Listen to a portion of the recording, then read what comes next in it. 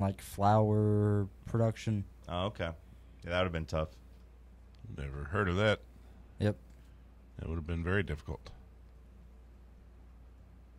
All right. Well, we'll check in with Jackson later on in the show. We're trying to get the video fired up.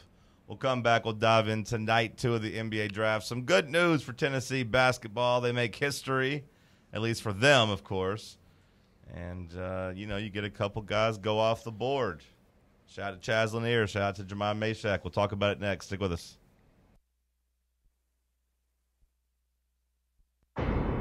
When Rocky Top hit rock bottom. Multiple reports now that UT is in the process of hiring Greg Schiano as its next football coach. A fan base's livelihood flashed before its eyes. I mean, if there's anything inside you that still cares about the university, get down to campus right now and make your voice heard. And then we said enough is enough. John Reed is on the steps of the training center, and he's rallying the troops with a bullhorn. Hell no, Schiano! Hell no, Schiano!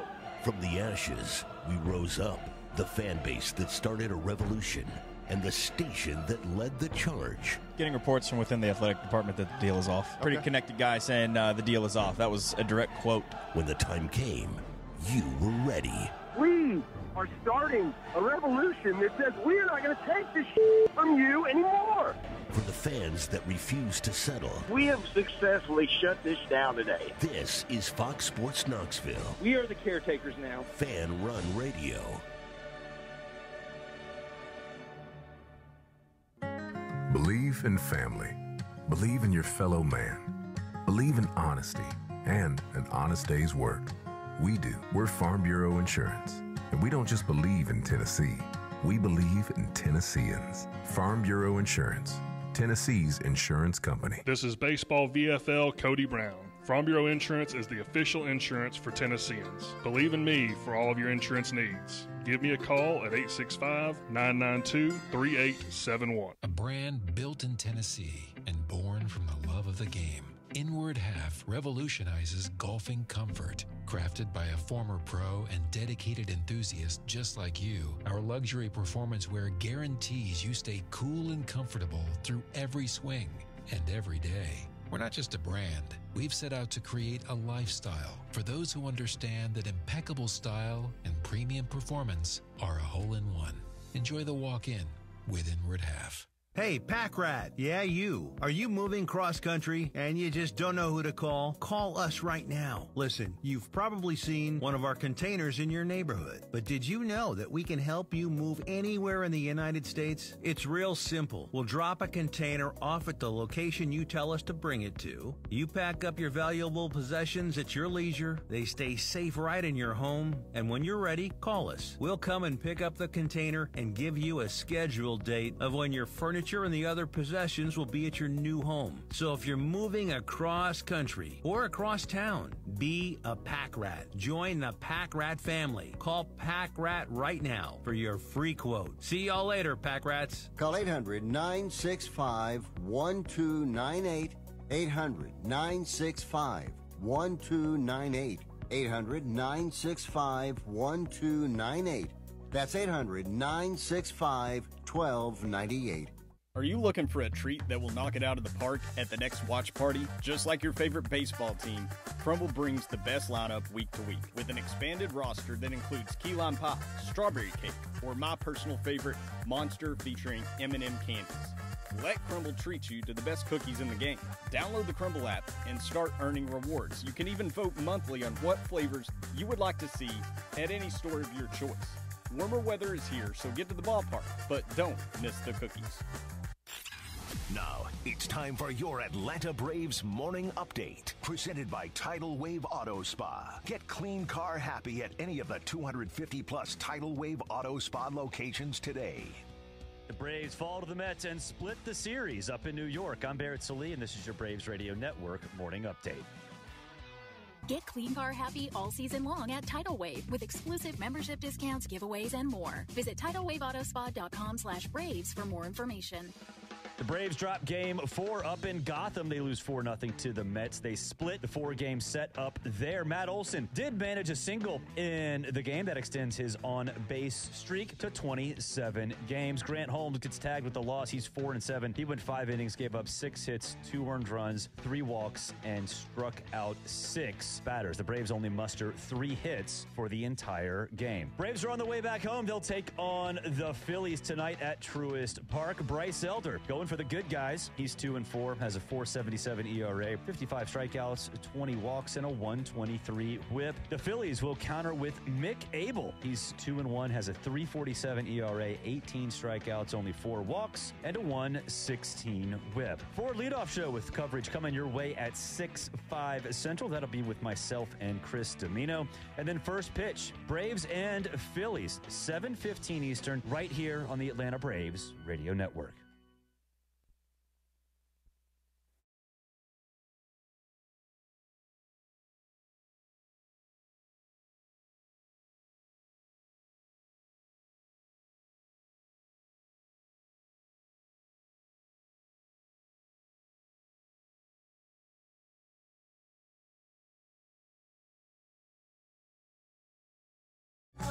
NBA Draft Round 2 has come and gone. It is now wrapped up and over. Chaz Lanier got things started for Tennessee, getting drafted by Detroit basketball, as he'll go up there and maybe be able to crack a rotation and provide some shooting off the bench to a team that is one of the more intriguing teams in the Eastern Conference next year. Tennessee extended their streak to 5 years in terms of having a player drafted. And you thought, okay, most likely done here. Nothing else to see until right at the stroke of midnight for the draft. Not literally midnight at night. At the stroke of midnight, Jahmai Mashack, they don't call it Mr. Irrelevant in the NBA, but gets drafted to the Memphis Grizzlies with the final pick number 59. It kind of solidified a week of momentum for Jahmai Mashack, where a lot of people were starting to write about him and talked about how he was an intriguing prospect and how he should get drafted and how he shouldn't go under the radar and blah, blah, blah. Turns out there was some smoke to that, and people were listening as he gets drafted. Well, he's a Tennessee guy, so it's fitting for him to go to Memphis. It's what people cry about the Titans never doing, right? The Titans never take any Vols, and never draft Vols at the end and give them a chance. The Grizzlies said, hey, we're going to do that. And the Grizzlies have done that in the past. Like, there was Kennedy Chandler. They gave Pons a workout. They could put Pons on the summer team roster, and I think he had some G League moments with them. They gave both those guys chances. I mean, Jarnell Stokes going back to 2014 and 15. They took him as well. So the Grizzlies have tried that. None of those guys have panned out for them. Jarnell was a Memphis guy too, right? Yep, that's right. He was a Memphis guy, and they drafted him, I want to say, at like pick 35, 36, something like that. In 2014, and gave him a chance. Didn't really work out. Ended up only playing 19 games for them his first year, and then 2 games his second year, and then kind of just was gone and bounced around. 19 games for the Grizzlies. So he was in the NBA though. Yeah, no, he played 19. He played 28 career games, not just G League games. Correct. Yeah, he played 19 games over, I believe, 3 seasons. Excuse me, 28 games total. Just kind of faded out. Yeah, I mean, his skill set just didn't fit. I mean, he wasn't athletic enough and couldn't shoot. So, I mean, it's tough as a big man to make it.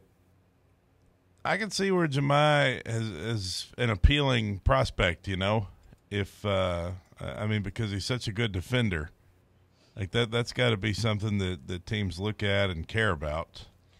And he's got the size and length, and if he could develop his offensive game a little more, I mean, he'll be a bit of a project, I guess. But he's, there's no better defender coming out of the draft, I wouldn't think. No, he would be the best defender in the draft, and I would say he can defend at an NBA level.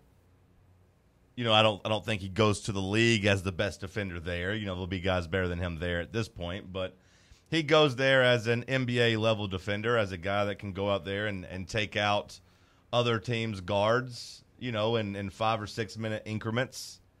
The question will come down to, like you said, Cody, his offensive development and whether or not he can knock down open threes. He is the prototypical. He is exactly what you're talking about when you say like a 3-and-D guy. I think that term gets thrown around too much, and we pretty much call it 3-and-D only like for guys that are just basically 6'7" that aren't like go-to ball handlers. I think we kind of just say, 3-and-D. No, 3-and-D used to be basically like Bruce Bowen. You're going to play defense, and you're going to stand in the corner, and when we pass it to you, you're going to shoot open threes. That's all you're going to do.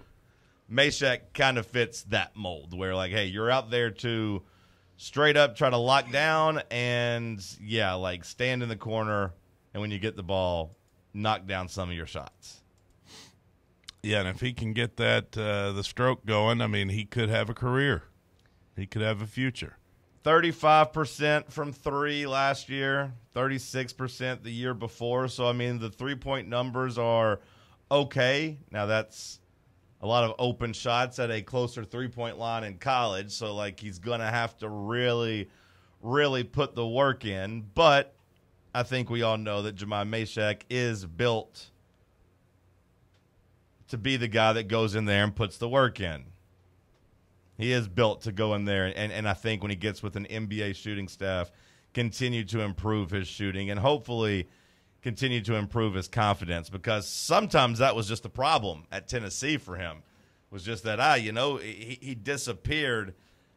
His confidence left him, and he just didn't really want to do anything offensively, and it was frustrating at times, but I will say to his credit, and one of the reasons he leaves as one of my favorite basketball Vols of all time, if not my favorite basketball Vol of all time, is he didn't disappear for long stretches. He didn't pull a full Josiah, Jordan James, or Vescovy. Yeah, like he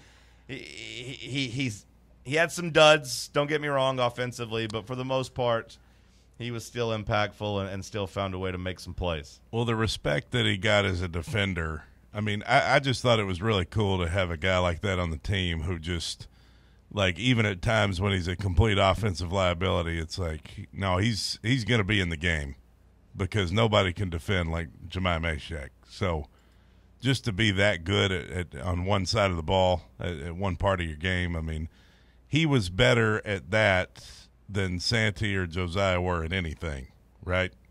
Jahmai Mashack was better at defense than you could say that any Tennessee player's been. Like, or let me rephrase that. Not any. Jahmai Mashack was better at defense than pretty much every basketball player has come through. Like, and you take their best attribute, Mashack's defense was better than them, except for, like, you can maybe say Lanier's shooting, maybe. You're talking all time?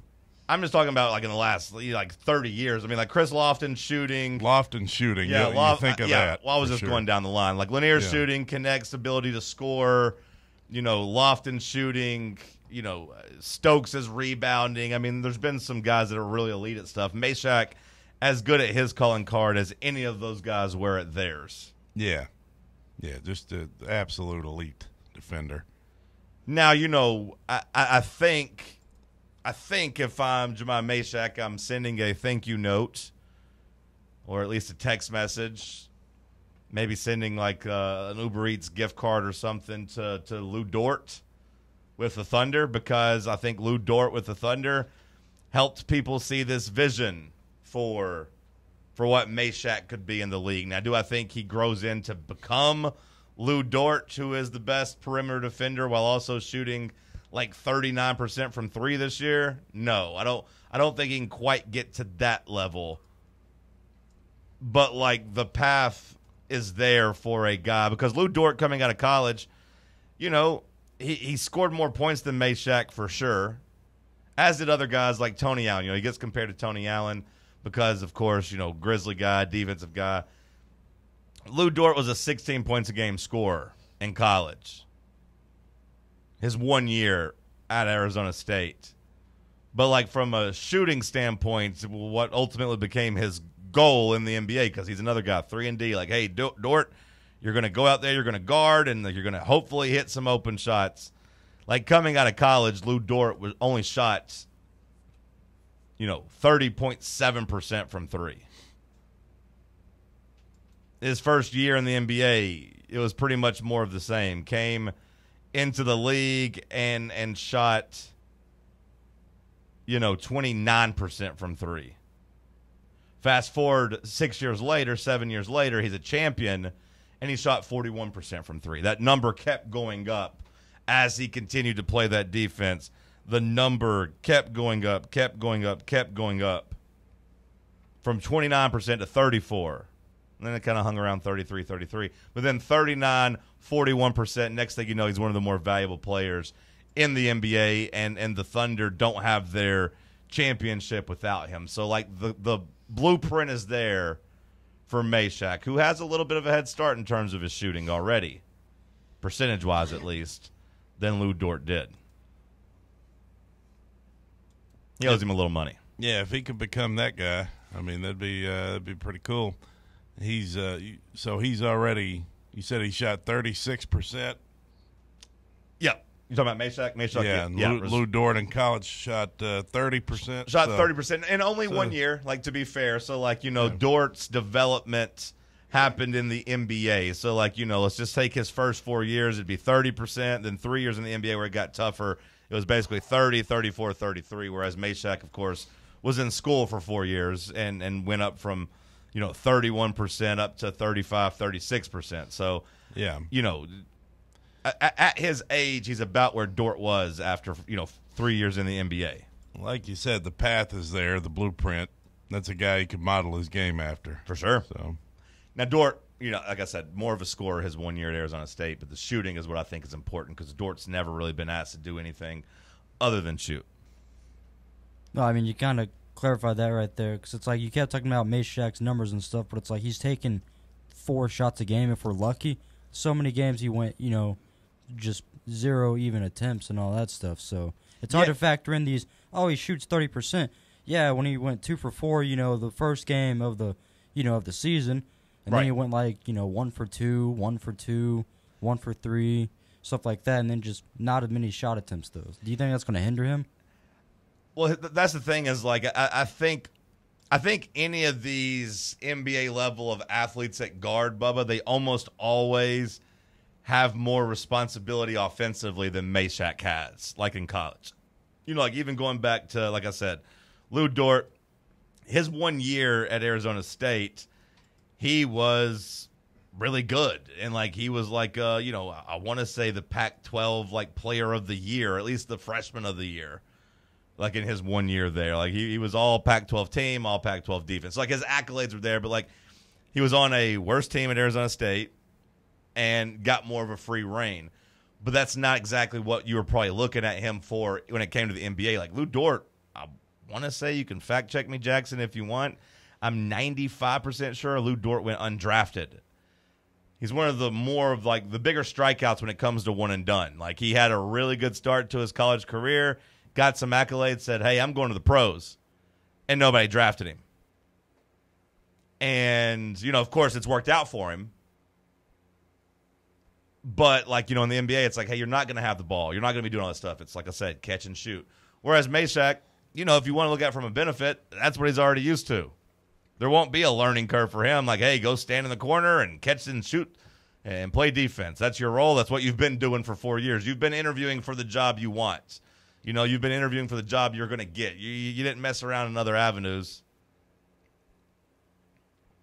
So we'll see. Tony Allen, another guy. I mean, that was a guy that scored 16 points a game in college. Now, the jump shot was still broken. So Mashack just needs to get in there, watch the film, study the film. Work on the three-point shot. That's it. Keep doing what he's doing on defense. He'll be a star. I don't think he'll ever be a star. Well, I mean, you never know.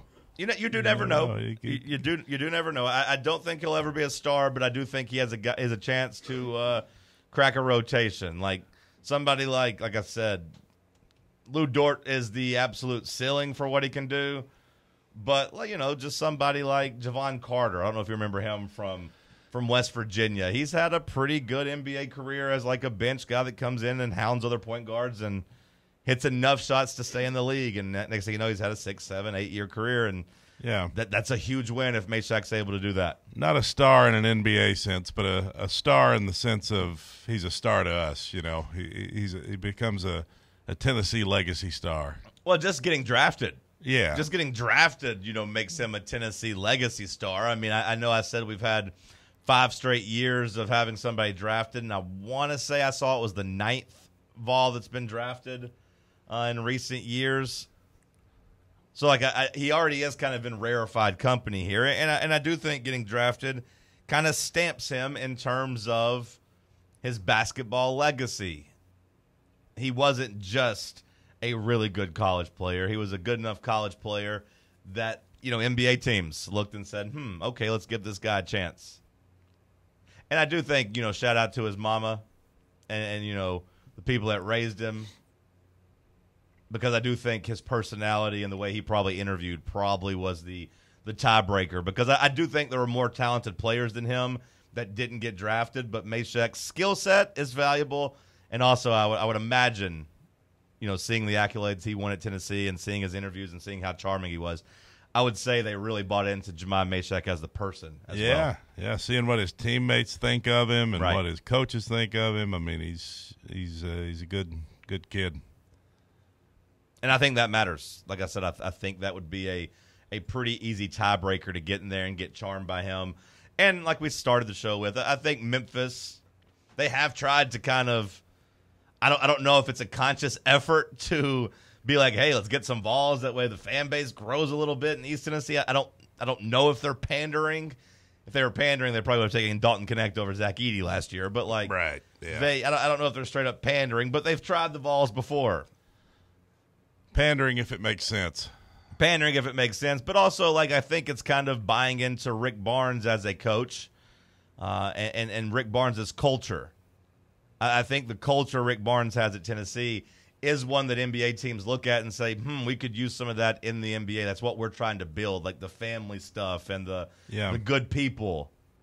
It's a great program. I mean, to have 5 straight years somebody drafted. I mean, Pearl never did that, did he? No. I mean, it hasn't happened in Tennessee modern history since '89. So unless you're talking about Bruce Pearl at Auburn, which I still would say no to that. Yeah, but I mean at Tennessee. No, definitely not at Tennessee. Because that would have been almost every year he was here, and that was not the case. So, yeah, Barnes he's built a great program.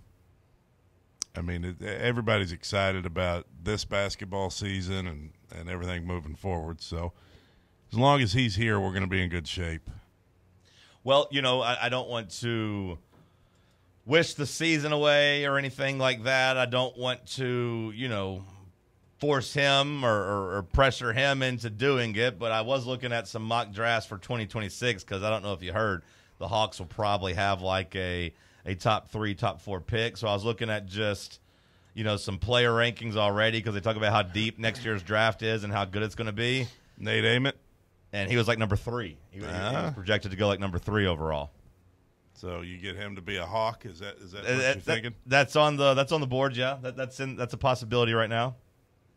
That's right. I'd say that 5-year streak is all but certainly going to go to 6, assuming Nate Ament's has a decent year. Yeah, I don't want to wish him away and hey, maybe he comes here, has a lot of fun, makes a lot of money and NIL, and he decides, hey, I want to stick around and come back. But pretty much every ranking has him as a top 5 guy. So, that's kind of the expectation moving forward. So, barring anything tragic or barring some miraculous thing where he's like, hey, we went to the Final Four, I want to come back and win a national championship.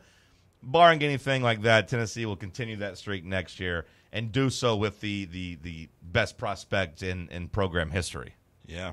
And maybe in the entire draft, we'll see. Maybe in the entire draft, we'll kind of look at that. We'll look at Nate Ament, Rick Barnes, his program. Stick with us. It's Talk Sports on FanRun Radio.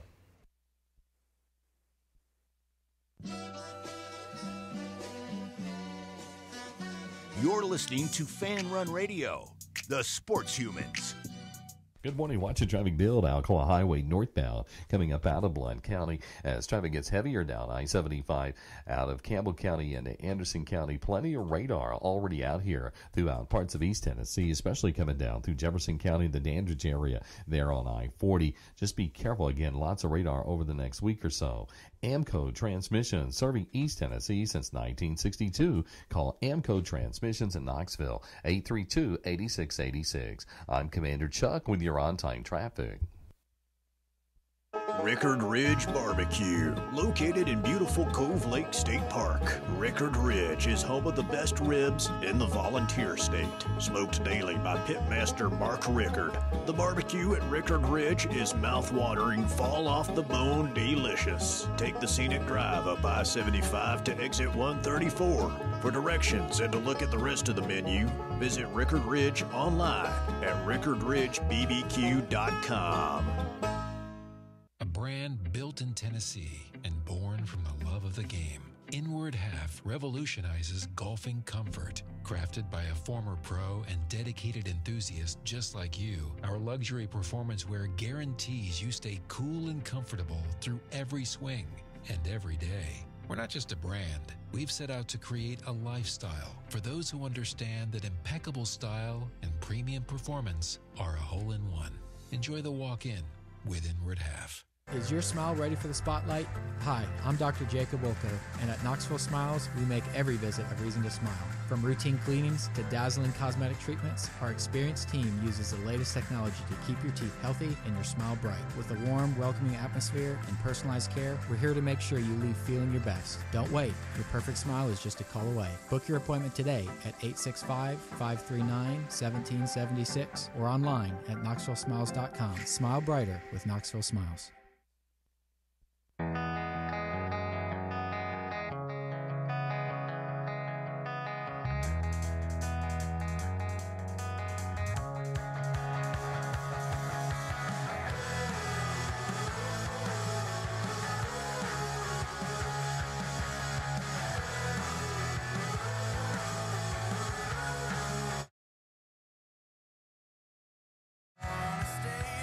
Chaz Lanier deserves some shout-outs as well. Chaz Lanier with a message to Vol Nation after getting drafted. Vol Nation, I love you. Thank you for changing my life. Knoxville will always be home. And, you know, you could say that. You could say that 100%. Rick Barnes, Knoxville, the fan base. You know, I don't know how much the credit the fan base gets. But Chaz Lanier's life was changed. And Chaz Lanier and Dalton Connect's a success story when it comes to the portal, right? Like that's kind of the idea of NIL, and it's kind of the idea of the transfer portal. Guys that maybe, you know, were some diamonds in the rough, get a chance to step up a level in competition and become legends at their school, but also showcase their talents and get to the next level. And Dalton Connect did it last year, and Chaz Lanier did it this year. It's a great selling point for Rick Barnes, too. Come here, we'll get you drafted. I mean, he's got the proof right there, 2 years running. You're at Northern Colorado or wherever in Florida, North Florida, wherever you are, and come on up here. Come on up to Knoxville. We'll get you to the draft. You won't get lost in the shuffle. You can come here and be a star. Go to the NBA. You know, Jacoby Gillespie, you know, next up on that list in terms of coming here and trying to get set up for success. Which he's not coming from a small school. No, he is not. But he's coming here to elevate his status, I would say. Yeah. Yeah, same idea. Just not quite as drastic as a North Florida or Northern Colorado. No, not the developmental project, not the diamond in the rough, not the, hey, we're going to come here and put you on a pedestal and put a spotlight on you and turn you into a star. Like, no, Jacoby Gillespie's already coming here as a star, but he's coming here with 2 big transfer wins right in front of him. So now, you know, there are really no excuses to not come here and be a star yourself. I saw yesterday where Joe Lenardi, he's got his early bracketology out. He's got us as a 2 seed. As a 2 seed? Yeah. We're still getting the respect from old Lenardi. That's good. That's actually kind of the first person that's given us respect, It right? is. Yeah, it is. Because a lot of these that you looked at, a month or two ago, these way too early top 25s, Tennessee's down around 18th, 23rd, kind of not really talked about in the upper echelon of the college basketball teams this year. And I think locally we see it. There's a lot of excitement for what this year's team could be locally, but nationally they haven't really caught on. But our boy Lenardi, he's apparently pretty high on Tennessee. So at the very least, that would make us a top 8 team, according to Lenardi, which I think is, a fun assumption. Like I think we're a top 10 team. Let's just call it top 8. That feels good. That puts you where you need to be. If you're interested, it would put you playing Duke in San Jose, which, I'm sure Duke's got another group of talented freshmen coming in because, they dominated the draft themselves. For as much as Rick Barnes can sell, now John Shire can sell that he is carrying and continuing Coach K's legacy. So Duke, big winners of the last couple years with him kind of solidifying himself. Cooper Flagg ain't walking through that door. No, but Cameron Boozer is. He's not Cooper Flagg, but he's really damn good too. He's one of those guys that will be in the mix with Nate Ament in terms of being a top 2, top 3 pick. Can John Shire sell back-to-back Elite Eights? No, John Shire won't be able. Oh, you're asking? I'm going to say they're not buying that at Duke. Like at Duke, it's like, hey man, can you make the Final Four? Right. Which they did. They did before losing to Houston, but I believe But Duke. the year before, where were they? I want to say they made the Elite Eight the year before. Did they? I want to say they did. I can't remember how exactly that shook out. But yeah, no, no Cooper Flagg. They lost to NC State, didn't they? That's right. So that would have been in the Elite Eight. Okay. Right. I believe you're right. 2 years ago. Yeah, Elite Eight, yeah, but not. Yeah, they didn't make the Final Four, but yeah, they lost. They lost. So they can sell that. Yeah. And a lot of other things. Yeah, a lot of championships, but again, like Cooper Flagg, number 1 overall. Sure. Yeah. But you know what? Nate Ament looked at that and said, "I'm good. I don't care about Duke. I'm coming to Tennessee." So I'm a sell Vol, enough, I guess. I'm a Vol, baby. I'm Vol'd up. Nate Ament committing took the excitement for this year's team, I think, up to just a new level. Oh yeah, I was getting ready to say, just like sitting here talking about it, like I really start like realizing like how excited I actually am for like the basketball season. I'm not saying we're forcing football talk because that's not the case, but like I will say it comes a lot more naturally right now to talk about basketball and be excited. Is that fair to say? Well, on the calendar, I don't know. Like typically this is, football talk season kind of, but like I'm always going to be a football guy, so I'll always be excited for football first and foremost, but I think the transition will be a lot easier into basketball this year. You won't have that letdown of like, football's over. Like I think everybody's going to be just as excited about basketball. I will say for Duke, they do have another talented class coming in, kind of led by the Boozers, the Boozer twins.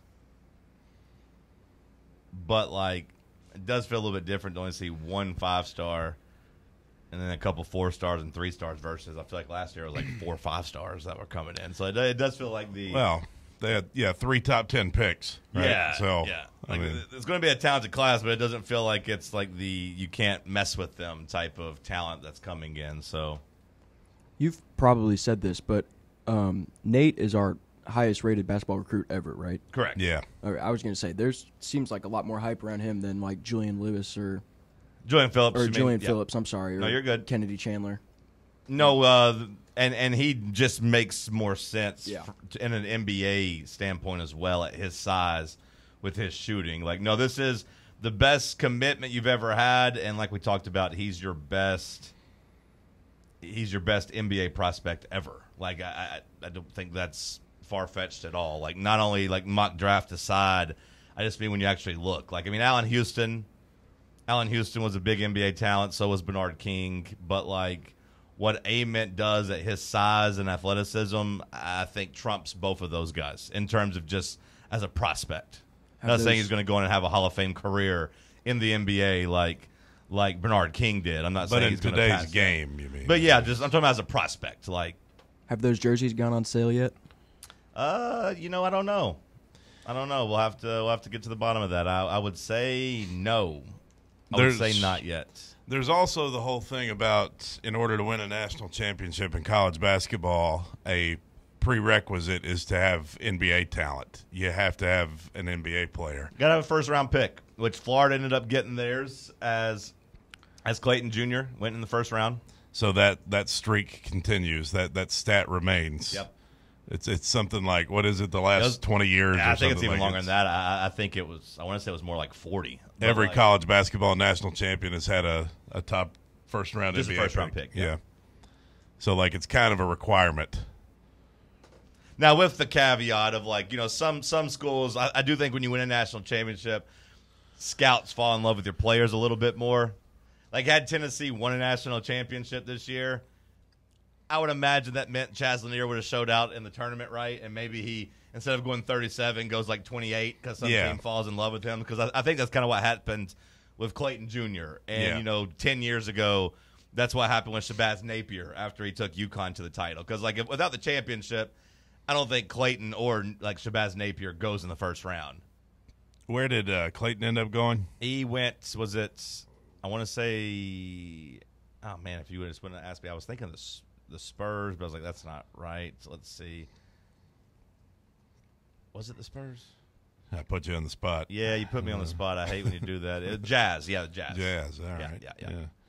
Because everybody's talking about how him and Ace Bailey, so he went to the Jazz at 18. So a little bit higher than projected, but that streak continues. So, like, Tennessee, just looking at a mock draft for next year, does fit that criteria.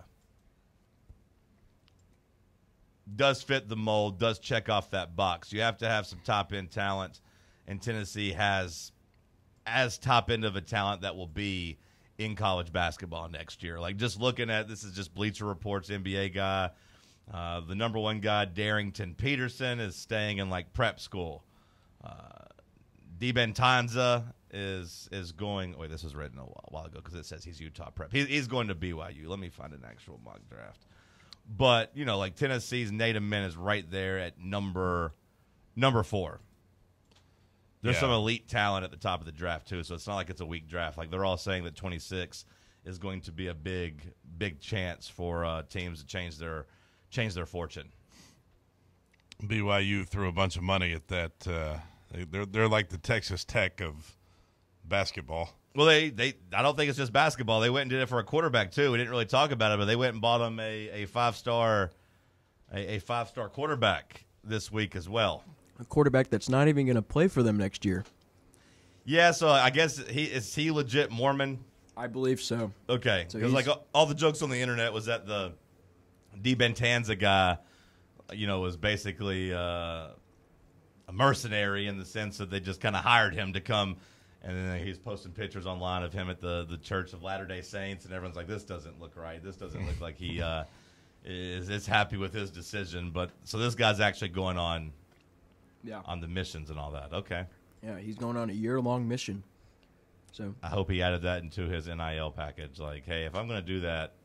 Personally, I'm really interested to see or to look at his game before and then after that mission to see if he falls off. And because, I mean, that's a lot of guys, especially if they don't have an NFL future, they'll wait until after college football to try to guarantee that NFL future.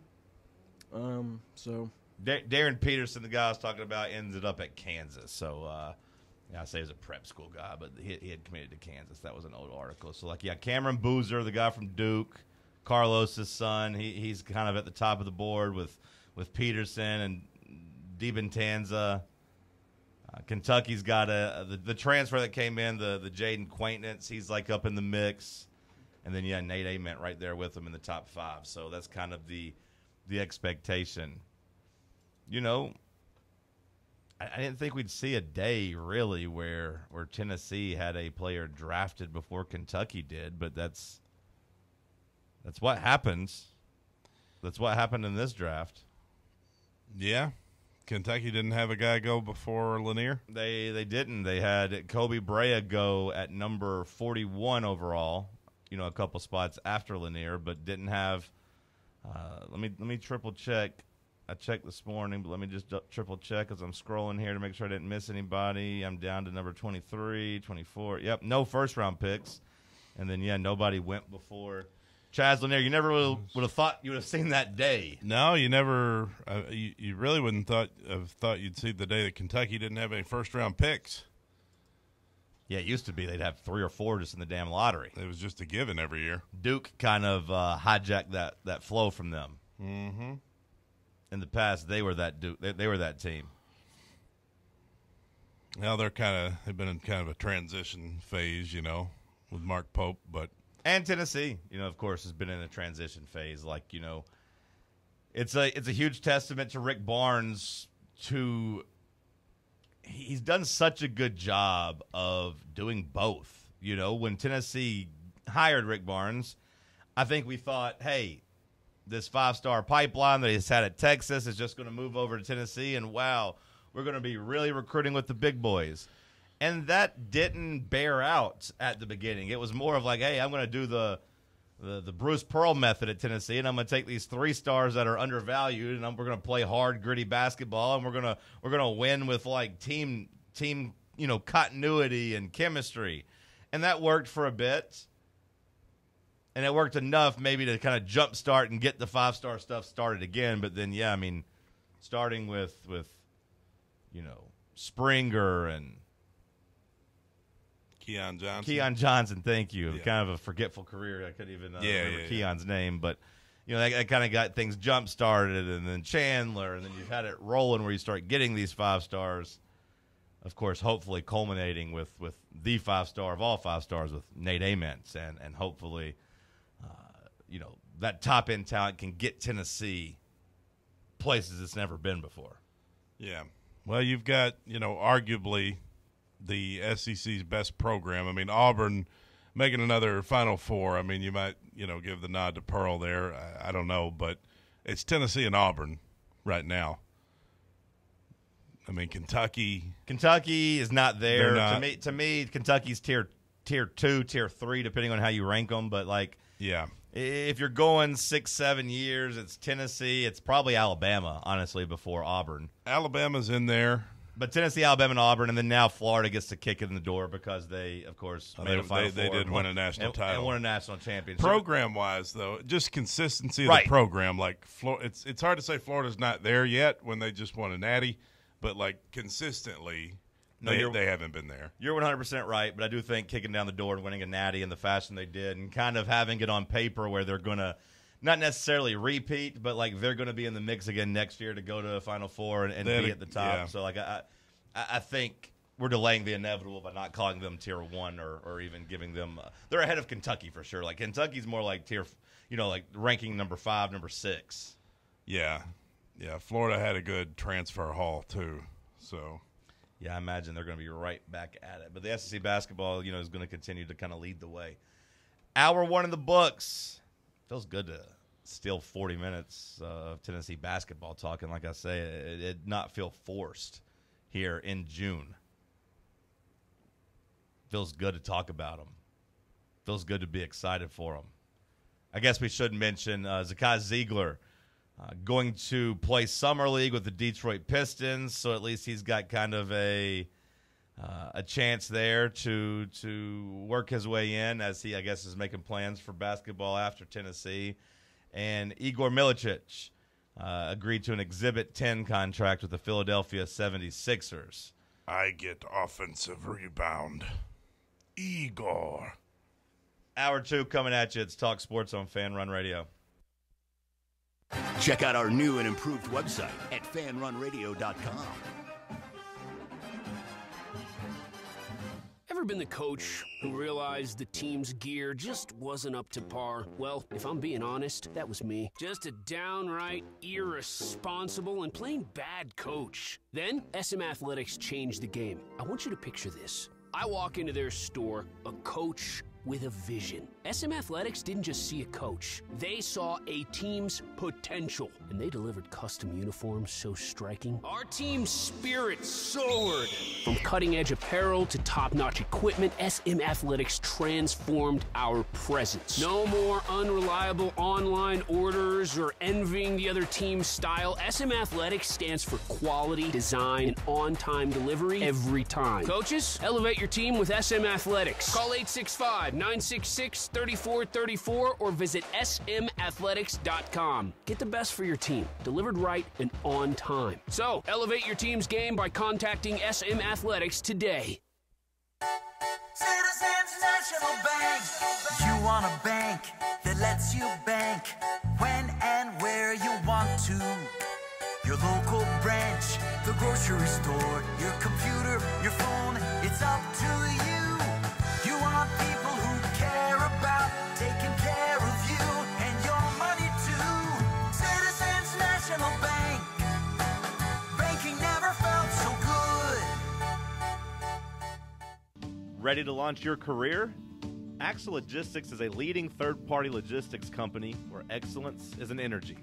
With an award-winning culture, Axle proves that positive outcomes come from a positive environment and a work hard, play hard mentality. At Axle, the drive for success is infectious. And with an uncapped commission structure, hard work isn't just noticed, it's rewarded. For those with big goals and even bigger dreams, Axle Logistics is the place to start your career. Now, it's time for your Atlanta Braves Morning Update, presented by Tidal Wave Auto Spa. Get clean car happy at any of the 250-plus Tidal Wave Auto Spa locations today. The Braves fall to the Mets and split the series up in New York. I'm Barrett Salee, and this is your Braves Radio Network Morning Update. Get clean car happy all season long at Tidal Wave with exclusive membership discounts, giveaways, and more. Visit TidalWaveAutoSpa.com/Braves for more information. The Braves drop Game 4 up in Gotham. They lose 4-0 to the Mets. They split the 4-game set up there. Matt Olson did manage a single in the game that extends his on-base streak to 27 games. Grant Holmes gets tagged with the loss. He's 4-7. He went 5 innings, gave up 6 hits, 2 earned runs, 3 walks, and struck out 6 batters. The Braves only muster 3 hits for the entire game. Braves are on the way back home. They'll take on the Phillies tonight at Truist Park. Bryce Elder going for the good guys. He's 2-4, has a 4.77 ERA, 55 strikeouts, 20 walks, and a 123 whip. The Phillies will counter with Mick Abel. He's 2-1, has a 3.47 ERA, 18 strikeouts, only 4 walks, and a 116 whip. Ford Leadoff Show with coverage coming your way at 6:05 Central. That'll be with myself and Chris Domino. And then first pitch, Braves and Phillies, 7:15 Eastern, right here on the Atlanta Braves Radio Network. You're listening to FM 105.7 and AM 1340, WKGN Knoxville, and W289CU Knoxville, FANRUN Radio. Kind of sounds like Freaky Friday, the plot you were describing. You're listening to Talk Sports. No, that's... What? Did you pay attention to Freaky Friday? That was about a mother and daughter switching roles. Yeah, I thought that's kind of what you were... No, Lindsay Lohan was in high school, and her mother, Jamie Lee Curtis, they switched spots, and they learned about each other's lives and how tough it is to be a mom and still care for your kids and be able to work and do all this stuff. And Jamie Lee Curtis learns it's tough to be in high school. It's tough, the pressures you feel as a girl. Like, and Jamie Lee Curtis, maybe I'm being a little tough on her. It is hard to be good at school and have a social life, and there are cute boys. And, well, I've been hard on this guy on a motorcycle. Now I'm kind of into him, and I'm an older mom, but I'm got a young woman's body. Do I give it a run? But I'm married, but also I'm not. I'm single. I don't want to mess this up for my daughter because she's got a good thing going. And Chad Michael Murray, he was a looker, I got to say, and he had that bike, and he was riding her around, and she felt alive. She felt things inside of her that she hadn't felt for in a long time, but then she realizes she has to go back and appreciate her husband at the same time. Airing every day from 7 a.m. to 10 a.m. The moral of that story is you got to walk in somebody else's shoes. You know, you got to have empathy, and you got to realize and relate to people and be like, hey, is it easy living this life that this person's living. No, we all have our struggles, you know. Like, I don't know what it's like. You know, I used to be hard on you when you'd get out of bed late, but I don't know what it's like to roll 400.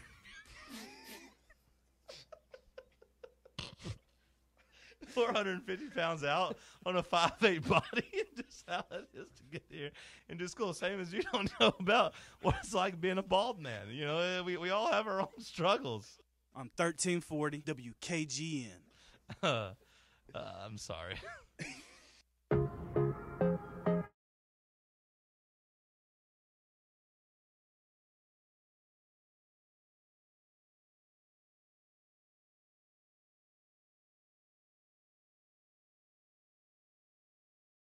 Kicking off here in the White Claw Hard Seltzer Studios. We remind you, go like us on social media, please. We're trying to grow it. Go give us a subscription. It's free on YouTube. Just search FANRUN Sports. Go like us on Instagram. Come on. We need friends. We need followers on Instagram. Go like us at FANRUN Sports. If you want to throw C. John Reed on there as well, and get my follower count up too. Hang out with me on Instagram. That's cool too. A shameless self-promotion. Speaking of which, fanrunradio.com. Cody desperately needs the page views. Please go click his stories. Yeah, Cody. Please. They used to call me Cody Page Views. Now it's old Cody can't get a click. Cody can't get a click. Cody Page who's? Because they ain't got any of them. Maybe Cody Page boo-hoos. Hour 2 coming at you. Let's hit some headlines. Thank you, John. You're welcome, friend. Your boy, Josh Pate. Not my boy, although he is bald. I know you don't like him, but I ain't got no beef with him. He's built him a good empire on you're not a fan. Pandering. Let me guess, he's going to pander here too. Let me see. He is going to pander here. Let's see what's he got. He is going to pander here. You know the big pander. But you know he's a national voice, so yeah, it makes people feel cool. The big topic this week about the toughest places to play in college football, of course, after EA Sports ranked Neyland Stadium so low down at number 12, and we were up in arms about it. People were very upset. Well, Josh Pate does not rank Neyland Stadium number 12, nor does he rank Neyland Stadium number 10 or number 8 or number 6 or number 4 or number 3 or number 2. Josh Pate says Neyland Stadium is the toughest place to play in college football. Number 1. Where do you rank Neyland Stadium? I'm biased, very, very biased. But I like right behind Alabama and LSU. No, I can't imagine a tougher situation for like an opposing quarterback than because I've been in there during some of the big moments, some of the loud games. I was there last year against Alabama and Florida. I was there, Oklahoma 2015, Florida 2016, Georgia 2013. That's one people talk about. I've been in there for some pretty good ones. And when it's rocking, man, when it's shaking, when it's at its best, I really can't imagine anything better. I mean, I've never seen anything better on the road. I didn't think Ohio State for that playoff game was better. I didn't think LSU, granted it was at 11 a.m., but when we went to LSU, that was less than impressive in Death Valley. So I don't know. I've never been to Death Valley at night. I've never been to Penn State. You never have to talk about Neyland Stadium at night. You never have to say, well, Neyland Stadium at night's different. You don't have to say it. You just say Neyland Stadium. Yeah. And you know what you're getting there. We don't have to cry about, well, we can only do it when it's 7 o'clock and we've had time to tailgate all day. They're living off the reputation that, hey, they had an earthquake register that one time. That's what they're living on, the reputation. Hey, one time apparently they were so loud that the Richter scale registered like a little bit of an earthquake. Okay, cool. It just happened to have a Richter scale running in the area or whatever. That's fine. But, LSU fans always have to cry, Tiger Stadium at night. LSU's great at night. Mm-hmm. It's never just LSU Stadium's great. Right. It's never just saying playing at LSU's hard. They always got to throw in the night caveat. Which I'm sure we're not anything special for a noon game. You know, I've never been to a noon game where we had a lot of excitement. But you were there in Florida? You weren't there for Florida 2014? Yeah, I was there. Well, it was a great atmosphere. That was a big, it was a Checker and Neyland. It was a big atmosphere. I mean, we lost 10-9, but it was a good atmosphere. I just don't remember a lot of. We beat South Carolina in 2013 in a good atmosphere at noon. Yeah, that's true. I remember that. We can bring it at noon. Generally, though, like if it's 3:30, we're going to be rocking just as much as we are at night. Sure. You know. Sure, but we've done it at noon too. But Neyland Stadium at 3:30, that carries weight too. We don't have to cry if we don't get a night game. We say, it's fine. 3:30, we'll be there. We'll be loud. I would say the loudest I've heard on the road was probably Alabama in 23 when they got their lick back on us and they did the Dixieland Delight there in the fourth quarter. Yeah, but the first half of that game, they were. Oh, it was country club. They were ready to quit. They were ready to give up. Oh, I'll never forget how different the first half was to the second half. The people around me, the Alabama fans around me, were basically talking about how, well, you know, we love Coach, but this is it. You know, it's been a great run. I swear the guy behind me said something exactly like that. He's like, it's been a great run, guys. We got to really thank Coach Saban for everything he's done, and, like, it's over. Like, they pretty much accepted it. Do you know how many times LSU's beaten Alabama at home since 2012? How many times LSU's beaten Alabama at home since 2012? Well, no, I mean, not off the top of my head. Typically, they don't beat Alabama. 2019, they beat them. But do you know what the scores have been in the last 4 times they've played, the margin of defeats? You know what they've been? The last 4 times in Death Valley? Yeah. And I assume all these games are at night because it's Alabama coming to town. I'd say that'd be pretty true, yeah. Well, this year they lost 42-13 to Jalen Milroe and Kalen DeBoer. I remember that. Kalen DeBoer said, hey, Jalen, don't even worry about throwing the ball. Just run. So that's 29 points. They lost by 38 points. They lost by 29 points, and they got shut out 10-0. So only lost by 10 points, but you scored 0 points. And look, you could say the same about Tennessee in the 2010s. I get that. But here's the deal. LSU hasn't had a big downfall. LSU's still been really good. Like, LSU was favored, or at least it was a coin flip this year when Alabama came to town. That's when the home crowd's supposed to get you over the hump. Mm-hmm. Like, Tennessee was slight underdogs this year against Jalen Milroe, but once you got inside Neyland Stadium and you felt the energy, you kind of thought, okay, Tennessee's not going to lose this game. Okay. And I just told you, yeah, right. 29, 38, 29, 10-0. Again, while the programs, I don't want to say comparable because Alabama was clearly ahead of them, but LSU was still a respectable program, not down in the dumps like we were. So you're saying the last 2 times LSU's played Alabama at home. Last 3 times, 29, 38, and 29. Okay, we'll compare that to us. What's happened the last 2 times we've played Alabama at home? Yeah. What have our games been like the last 2 times? Because that could probably give you the answer on which way you might lean right there, depending on what we've done the last couple home games against Alabama. We'll just call it 2. Sure. Just for, scientific purposes. Those are the last 3 losses, I should say. Like, they did beat Alabama in Baton Rouge and in 2022. LSU did win, but the last 3 losses were by those totals, 29, 38, and 29. Yeah. Yeah, okay. Well. So they have won 1 of the last 3.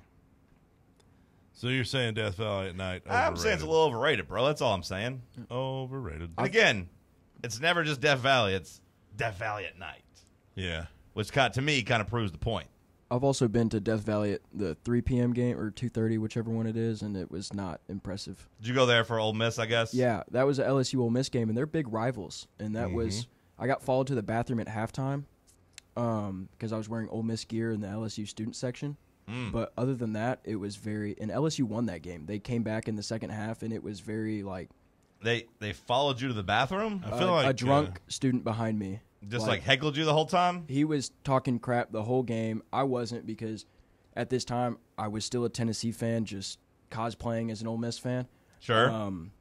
It's like I didn't really care because a couple weeks prior, Tennessee had come into Tiger Stadium and beat the brakes off LSU. So like I didn't really care. But yeah, I did get followed by a drunk college student into the bathroom, and an old man in the LSU bathrooms saved me from getting my butt whooped by some drunk kid who's like a foot taller than me.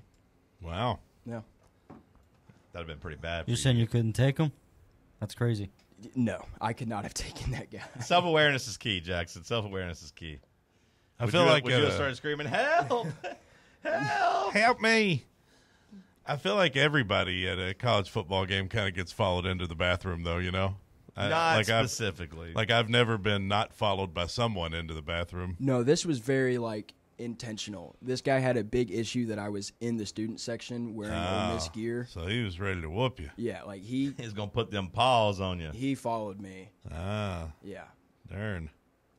Well, it's a good thing you survived. Yep. And I will not ever go back there. I don't think there's. I don't think there's anything, because even the bar scene's pretty overrated down there. Tigerland. Yeah, I didn't actually go to the bars down in Baton Rouge. I didn't do that. We tailgated and then got the hell out of there and got back to New Orleans after the game. Definitely wasn't a great atmosphere when Tennessee went down there in 2022. That definitely wasn't a great atmosphere. But we had a couple of tailgates. It was fun, but it was so early. It's hard to. I feel like it's hard to judge them at 11 a.m. local time. We cleared their ass out. Yeah, we did. It didn't take long. Ace Bailey's reps told a team in the top 5 not to pick him. Do we know if it was Utah? Because I feel like it was probably Utah. I don't know. He said, "I can control what I can control." I feel like it was Utah, and I feel like that's the only reason Utah drafted him was because he said not to. They feel how they feel. My team and me focus on basketball, blah, blah, blah. Apparently, Bailey's agent pushed back on the notion that anything they did during the process was outside of the normal course of business. But they did tell someone not to draft him. I don't think it says who it is, though. Maybe it was the Jazz. Sounds like the Jazz. Yeah, I don't know. Alabama landed a running back. The number 3 running back in the 26th class is Xavier Crowell. Crowell. I don't know if there's any relation to the former Georgia running back Isaiah Crowell. Remember him? I remember the name. I watched him play. 2011 in Neyland. Jahmai Broome goes to the 76ers. Yeah, we'll see where he ends up, how he does in terms of his NBA career. I don't see it going well, but I'm not rooting against him. I don't think I'm carrying that beef to the NBA. Best of luck to Jahmai Broome and the 76ers. What about you? Will you be rooting against him? Me? Yeah. Oh, no. I mean, I couldn't care less what Jahmai Broome does in the NBA, personally. That's kind of how I feel. Yeah, it doesn't matter to me. Bubba said he's going to continue that beef. He's going to hold on to it, right? You're going to be rooting against him, Bubba? Yeah? Yep. Got to respect that. There is a part of me that respects it. And finally, apparently, Jesus appeared in the clouds at a worship event in the Philippines. Catholic devotees, is that how you say? I think that's how you say that. Were stunned as they were at a mass event at Basilica in the Philippines when Jesus appeared in the clouds after their mass event. They were all out there doing a lot of worshiping, and you can see Jesus appear in the clouds. How about that? It does look just like Jesus, I will say. Hard to no one's confirmed whether or not it was actually him, but it really does look like Jesus standing on a cloud. Was that him or a meteor that happened in Knoxville the other day? I did see something about that. There's a meteor. What's that? A meteor? Yeah, did you see that? Meteor, Knoxville. I saw like a fireball fall off a sky on a video, but dash cam in Knoxville captures video of possible meteor. Okay. Mysterious fireball caught on cam. That's made it all the way to the New York Times. How about that? That's probably just something Elon was doing. Nowadays, when I see something flying across the sky that looks weird, I just assume Elon's at it again. Elon Musk. drones, orbs, these bright blinking lights that you see randomly that look like a star but aren't really a star because you can see the little green things flashing off of them too. Didn't he launch a car up into space? Probably.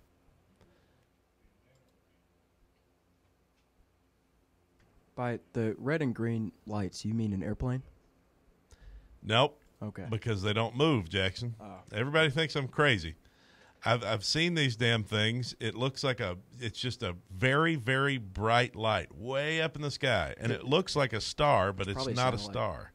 Starlink. Yeah, that's what I've come to conclude. If you see like at night, like the lines of white lights in the sky, those are apparently like tons of satellites. I've seen pictures of them. Yeah. I don't know how to accurately describe it, but well, I've seen them. Yeah. And I've seen the drones. Uh-huh.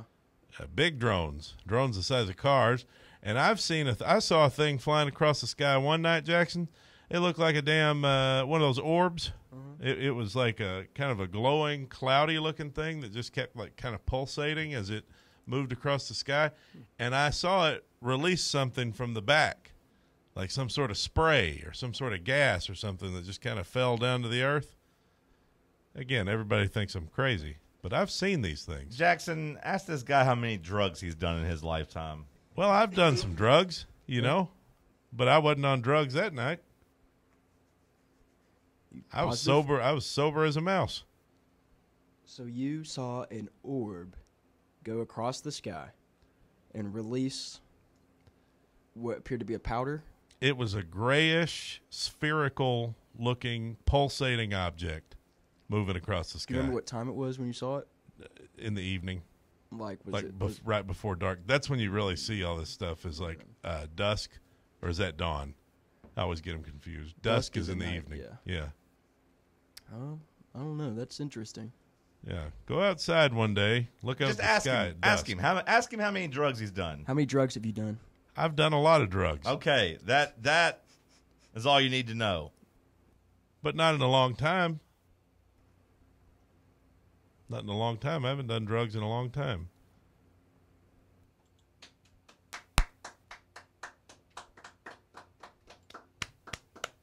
Don't clap at yourself.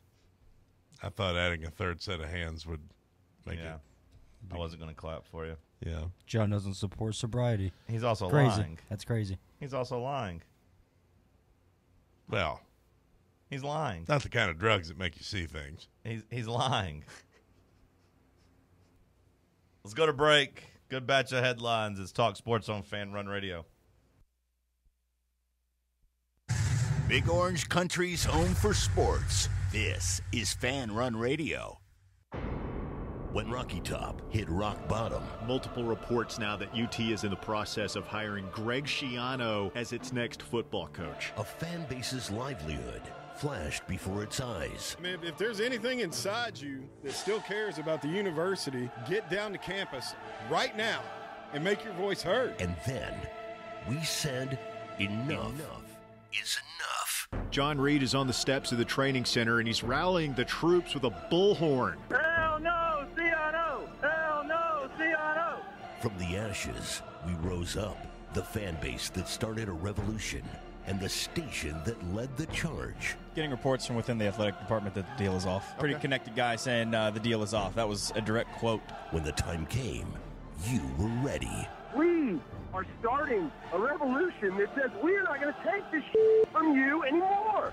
For the fans that refuse to settle. We have successfully shut this down today. This is Fox Sports Knoxville. We are the caretakers now. Fan Run Radio. Hey, Pack Rat. Yeah, you. Are you moving cross country and you just don't know who to call? Call us right now. Listen, you've probably seen one of our containers in your neighborhood. But did you know that we can help you move anywhere in the United States? It's real simple. We'll drop a container off at the location you tell us to bring it to. You pack up your valuable possessions at your leisure. They stay safe right in your home. And when you're ready, call us. We'll come and pick up the container and give you a scheduled date of when your furniture furniture and the other possessions will be at your new home. So if you're moving across country or across town, be a pack rat. Join the Pack Rat family. Call Pack Rat right now for your free quote. See y'all later, Pack Rats. Call 800-965-1298. 800-965-1298. 800-965-1298. That's 800-965-1298. Are you looking for a treat that will knock it out of the park at the next watch party? Just like your favorite baseball team, Crumble brings the best lineup week to week with an expanded roster that includes key lime pie, strawberry cake, or my personal favorite, Monster featuring M&M candies. Let Crumble treat you to the best cookies in the game. Download the Crumble app and start earning rewards. You can even vote monthly on what flavors you would like to see at any store of your choice. Warmer weather is here, so get to the ballpark, but don't miss the cookies. A brand built in Tennessee and born from the love of the game.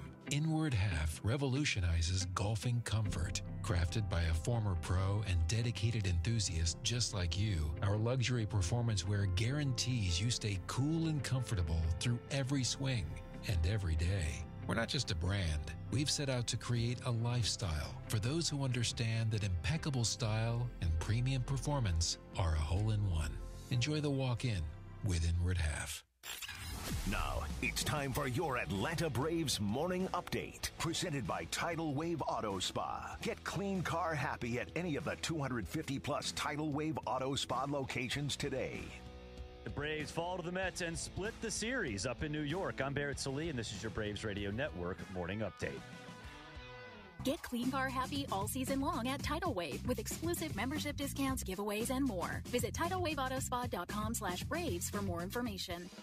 The Braves drop game 4 up in Gotham. They lose 4-0 to the Mets. They split the 4-game set up there. Matt Olson did manage a single in the game that extends his on-base streak to 27 games. Grant Holmes gets tagged with the loss. He's 4-7. He went 5 innings, gave up 6 hits, 2 earned runs, 3 walks, and struck out 6 batters. The Braves only muster 3 hits for the entire game. Braves are on the way back home. They'll take on the Phillies tonight at Truist Park. Bryce Elder going for the good guys. He's 2-4, has a 4.77 ERA, 55 strikeouts, 20 walks, and a 123 whip. The Phillies will counter with Mick Abel. He's 2-1, has a 3.47 ERA, 18 strikeouts, only 4 walks, and a 116 whip. Forward leadoff show with coverage coming your way at 6:05 Central. That'll be with myself and Chris Domino. And then first pitch, Braves and Phillies, 7:15 Eastern, right here on the Atlanta Braves Radio Network.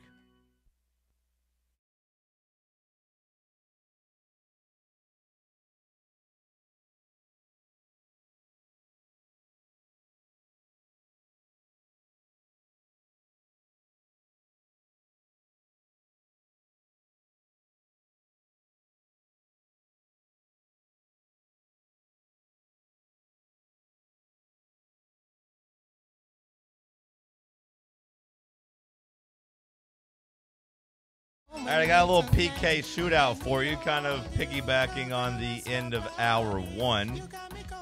Really, all of hour 1. Talking basketball.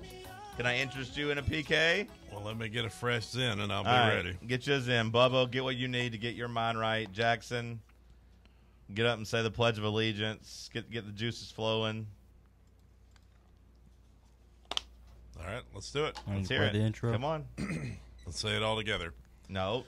I pledge allegiance to the flag of the United States of America and to the republic for which it stands, one nation, under God, indivisible, with liberty and justice for all. I don't think they let you say under God anymore. That's the most important part of the pledge. I don't think they let you say that anymore. Under God. I don't think we are one nation under God. I haven't taken the pledge in a long time. Yeah, I don't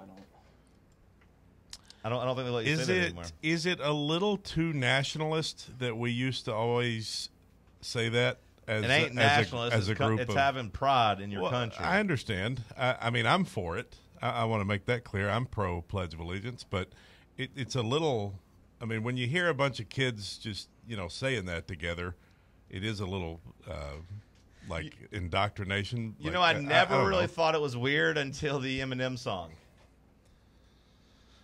The Eminem song where that is basically a diss song of George Bush, where he has it, and then the really like dramatic dance, like kind of marching music around it. That was the first time as like a 5th or 6th grader. I was like, wait a second. Well, sure, if you add that. This does sound a little creepy. If you add that. Does sound a little creepy. All right, you got your Zen. You got the pledge. Bubba, how did you get your mind right? I didn't. Bubba's mind We've is got wrong. grumpy Bubba tonight. We got hungover Bubba. I think that's the key. Hungover Bubba. But when Bubba I don't comes think we do, but that's just me. Okay, we'll fire it up then. Let's play some a little PK shootout. P team versus Cody. I'm looking for the most watched basketball games. Wait, this is just the year 25. Never mind. This is a stupid PK. Well, I want to do it. Okay, no. You can't tease a PK and then we don't No, do it'll work. PK. Well, for a second I was thinking we were only like in like April, but I guess we are halfway through the year now. So, all right. The most watched basketball games in the year 2025. So not 24-25, just 25? It seems as if it's just 2025. And the tournament counts? Is this NBA? Is or it in the year 25? all basketball? This is college basketball. Okay. Right? This is the year 2025. College. No. Oh. The year 2025. Okay, well, that's an important distinction. At what point did I ever say college? I thought you said it right at the start, but... Jackson, did you think I said college? No, I did ask if it was both or just one, NBA or college or both. And I think Cody was asking to try to get an answer for me. Bubba, did you hear me say college? I'm not I saying just heard for basketball. Okay, thank you. I'm not saying for sure you said college. I have to check the tape, but I thought you did. All right, so just basketball games. Yes, for the 5th time, Okay. the most watched basketball games in 2025. Lower your voice. All right. Who starts? Let's flip a coin. I call heads. Tails. It's heads. Ah, darn. Unfortunately, tails did fail this time. You want to go first or second? I'll go first. The most watched basketball games in 2025, I will give an extra half point if you get the highest possible option. Okay. Sounds good. I'm going to go with the national championship between Florida and Houston. 1.5 points. 18 million viewers. We're going just on the average viewers, not the peak viewers.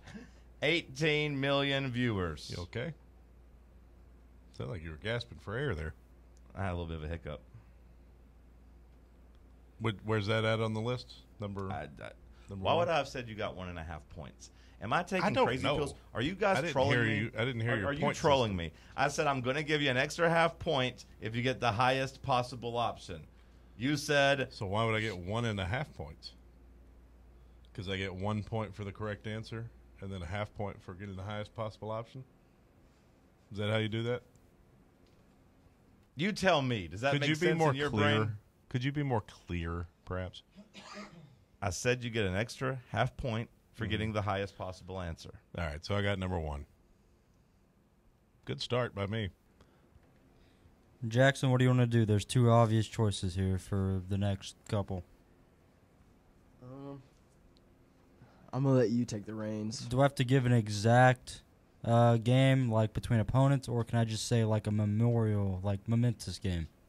You can say it, and then I'll ask for more clarification if it's not clear. Luka's Is that fair? debut for the Lakers. Luka's debut for the Lakers, not on the list. Wow. Okay. Houston Duke, Final Four. Houston Duke, Final Four, is on the list at number 3. Very well. What do you want to do, Jackson? Jackson doesn't know basketball. Okay, Game 7 of the NBA Finals. 1.5 points for Team Bubba. That was a big point. You needed that, Bubba. Yep. Number 2, 16.4 million viewers on Game 7. Yeah, all right. Let's go with Alabama Duke, Elite 8. Number 7 on the list. Cody, 3 for 3. Impressive. I mean, you can go Tennessee, Houston, Elite 8. Choice is yours. Sure. That is not on the list. Okay. Auburn and Florida, Final Four. Number 4 on the list, which is an extra half point. Congrats to Cody. Thank you. Good showing so far. This guy knows basketball. Clearly. Tennessee versus Kentucky in the postseason. It's a good guess. I was thinking about doing that too. It's an incorrect guess. Nah, glad I didn't do it. All right, Cody, see if you can round us off. Yep. Okay. Well, let's see. Let's see if I can. Let's see if I can do that. Florida, Texas Tech, probably not going to be on there. Who did Auburn play in the Elite Eight? Now, see, that's a good question there on who they played. It would have been a 2 seed, right? Yeah. So who was that? See, that's slipping my memory for some reason. Wow. How about that? Okay, speed up a little bit, sir. Okay, well, give me a clock. I'm thinking. 2 seconds. 2 seconds, jeez. I'm going to go with Pacers and Thunder NBA Finals game 2. I'm sorry, that's incorrect. Yeah, bad guess. Lucas returned to Dallas. No. You're thinking of Michigan State. Auburn against Michigan State in the Elite Eight. That was number 5 on the list. Oh, really? Oh, wow. Kentucky, Illinois. You got Alabama, Duke. And then we were looking for Pacers, Thunder, Game 5. Pacers, Thunder, Game 4. Pacers, Thunder, Game 6. Game 2 wasn't one of them. Game 2 is not one of them, but not even it was the Game Knicks 1 game? or Game 3, but 5, 6, and 7, yeah, as well as 4. I almost said Game 5, but I didn't. I thought maybe Bubba was going to go to the honey pot whenever he got Game 7, just like, hey, we'll do Game 6, we'll do Game 5. So a couple things stand out here. One, maybe the biggest thing is that a winner-take-all game trumps everything. So, like, the 2 championship games. Yes. The 2 championship games are the 2 top ones, the NBA Finals Game 7 and Houston, Florida. Are you surprised to see that Houston, Florida, college basketball outranked Game 7 of the NBA Finals? No, I'm not surprised by that. What about that you had 1, 2, 3, 4, 5 tournament games outrank games 4, 5, and 6 of the NBA Finals? I'm not too surprised by that either. The Auburn-Michigan State one's a little surprising to me, but people love the college basketball tournament, man. People love March Madness. And this was a good year for it, too. It's not like this was just any regular old year. You had the cream of the crop at the end, you know. It was all 1s and 2s, right, other than Texas Tech, Florida. I believe that was a 1 and a 3. Yeah, I mean, Houston and Florida, both 1 seeds. Duke and Houston, both 1 seeds. Tennessee, Auburn, Florida, Alabama, both 1 seeds. Michigan State. Michigan State, Auburn, 1 and 2 seeds. Kentucky and Illinois, you know, that was a good TV window, but Kentucky, of course, a big brand, and Alabama, Duke, 1 and 2 seed. I would have thought maybe Tennessee, Kentucky. I thought that was a good guess by Bubba. I would say maybe that's somewhere shortly out of the top 10, you know, but so, no, it doesn't surprise me. I think the college basketball fan base is, you know, pretty big. This is a good year for the tournament.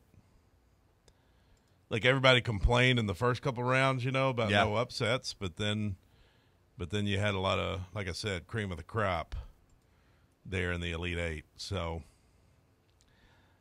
the NBA Finals, on the other hand, I do think there was some momentum this year with the NBA playoffs. But, you know. Here comes Clay Travis again. Well, when it's Oklahoma City and Indiana, I mean. I know you got a couple connections to get a job over there, but relax. Yeah.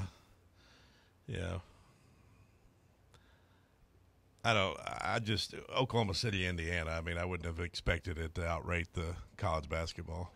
I am surprised when I see the college basketball numbers. You know, it's kind of at least in my mind, furthering what I've been talking about in terms of college basketball's resurgence. I do think it's in a really good place when it comes to players, interesting coaches, interesting programs, and, you know, being able to finally kind of get back to,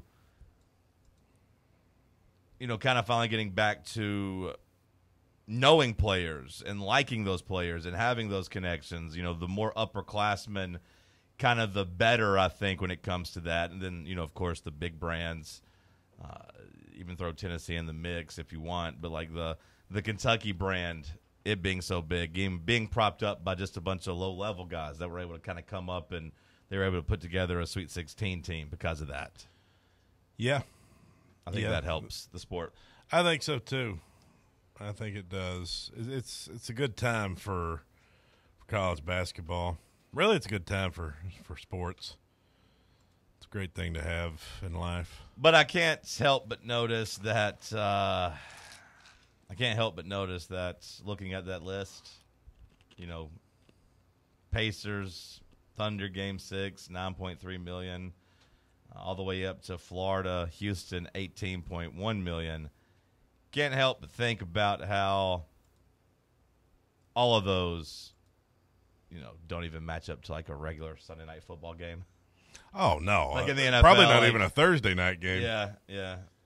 No, I mean, the NFL is so much. It's such a massive product. I mean, it really is king. Like, what was number one on the list? Yeah. What was the rating? Houston, Florida. It was 18.1 million viewers. Like, that's an NFL, like, Sunday afternoon window. Like, that's a game of the week type of thing. Like, it's. Yeah. What would a Thursday night game do? I think Thursday night's more like in the 12 to 15 million range. Okay. Is that accounting for the new Prime thing, or like I think before it's just that? like total viewers, I think. Okay. I don't know how they rate those. But. Yeah, don't fully quote me on that, but that's what I feel like the number usually is set at. And what was the number on the NBA Game 7? 16.4 million. 16.4, okay. Yeah. So, yeah, I mean, it just shows you the NFL's, I mean, it's a hell of a product. What does the Super Bowl do? Like 60. 60? Yeah. Jeez. Yeah. That's crazy. And like that might even be like undershooting it. I mean, I guess that's still... No, that is undershooting it. I was way off. It is 127. Oh, my God. It's according to Nielsen, 127 million people tuned in. That's literally a third of the country.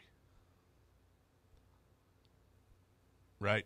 Which, when you think about that, I mean, there's 330 million Americans? It's like basically a third of the country, something like that. More than a third. More it's than not almost half, but it's more than a third. Yeah, like 35% of the country. I mean, I guess it's not that far off a half if it's 3. Which, when you think about that, you consider. Yeah. No, you're that's fair, Jackson. You just consider all the maniacs in America, and like people who don't care about sports at all, and like people who don't even have TVs, and like. Well, that's what they do such a good job of creating a spectacle out of it, right? Like, I mean, because I don't really care about it, but. You know, I don't know how many people are tuning into Kendrick this year, but like, you know, in the past, like, hey, you know, let's tune in to watch Beyonce. Wouldn't really watch this otherwise, but let's watch Beyonce. Let's watch the commercials. To have 35% of the country tune in for one event that's something, man. That's something. Yeah. We love our football. We do. We love our football. I can't wait. Fantasy drafts are coming up. I got the message yesterday that my league's officially been reactivated. It's about to be that time of the year. Can you say that you watched all 10 of those basketball games? No, I didn't. Of those 10, how many did you watch? I watched the 2 championship games. I watched some of that Game 5 NBA. I watched that Game 5. I watched Houston Duke. Does it count if I just watched a piece of all, you know, because I didn't watch fully all of it. You can be honest and just, you know, if you feel like you could. I'd say half. If you could say like, yeah, you know, I feel like I watched that game. If you could say that, then I'll allow it. I'd say half. Jackson, how many of those 10 did you watch? Of the top 10 basketball games, I watched most of the tournament games. I watched Game 7 of the finals. Think that's about it on that list. Bubba? Don't know, don't remember. Bubba was in a daze. Going back to the drugs. Super Bowl views, I'm looking at Nielsen's report. Do people really just turn on the halftime show and then turn it off? I would say in a given year, yeah. Because it says that Kendrick Lamar's halftime performance averaged 133.5 million views, while the Super Bowl averaged 127. Okay. Itself. So there were, I guess, 6 million people that were like otherwise like, hey, I don't really care, but I really want to watch this. That's a little surprising to me. For him, you know, I'd get it if it was Beyonce or, you know, maybe like Shakira and J-Lo. If you had like the Latin community like really want to watch Shakira. Yeah, for Kendrick, that's a little surprising. Especially when he's just lip syncing up there. I don't think he lip synced. Sorry, that's what most of them do. I don't think you're allowed to. I don't What do you think mean by them? Rappers. Oh God! A lot. All Have you ever been to a rap show? Be careful. Half Let's the go to time break. they don't sing. I've never been. Let's go to break. It's Talk Sports on FanRun Radio.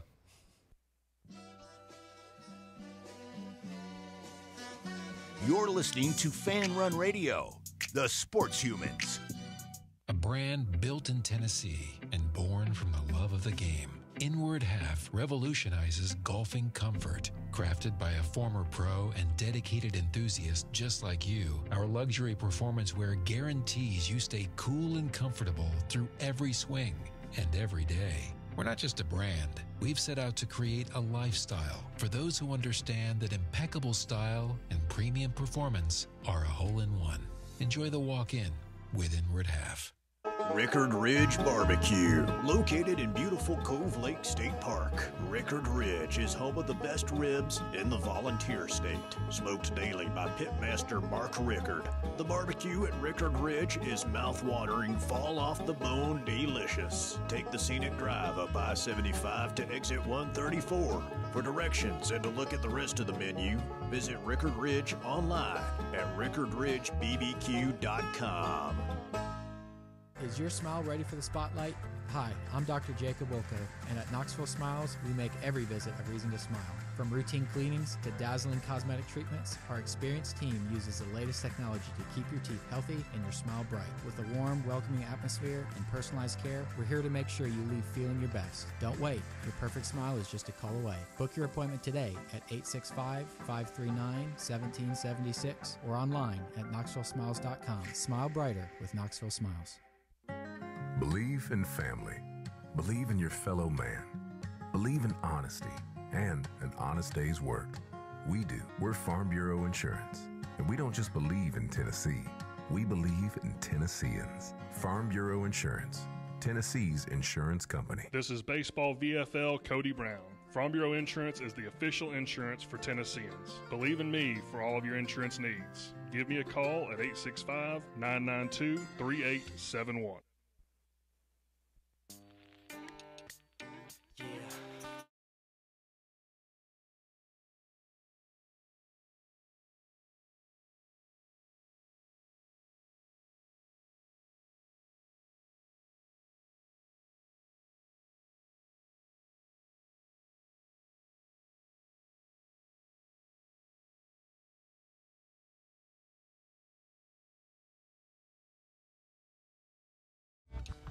Yeah, Jackson. I don't know if I agree or disagree with your takes, but I didn't want to find out and get to the end of that. So maybe we'll revisit it at some point in the summer. Although you're leaving, right? Like you're gone for the next couple weeks, correct? Like you're hitting the road. Yeah, I'll be gone for 2 weeks.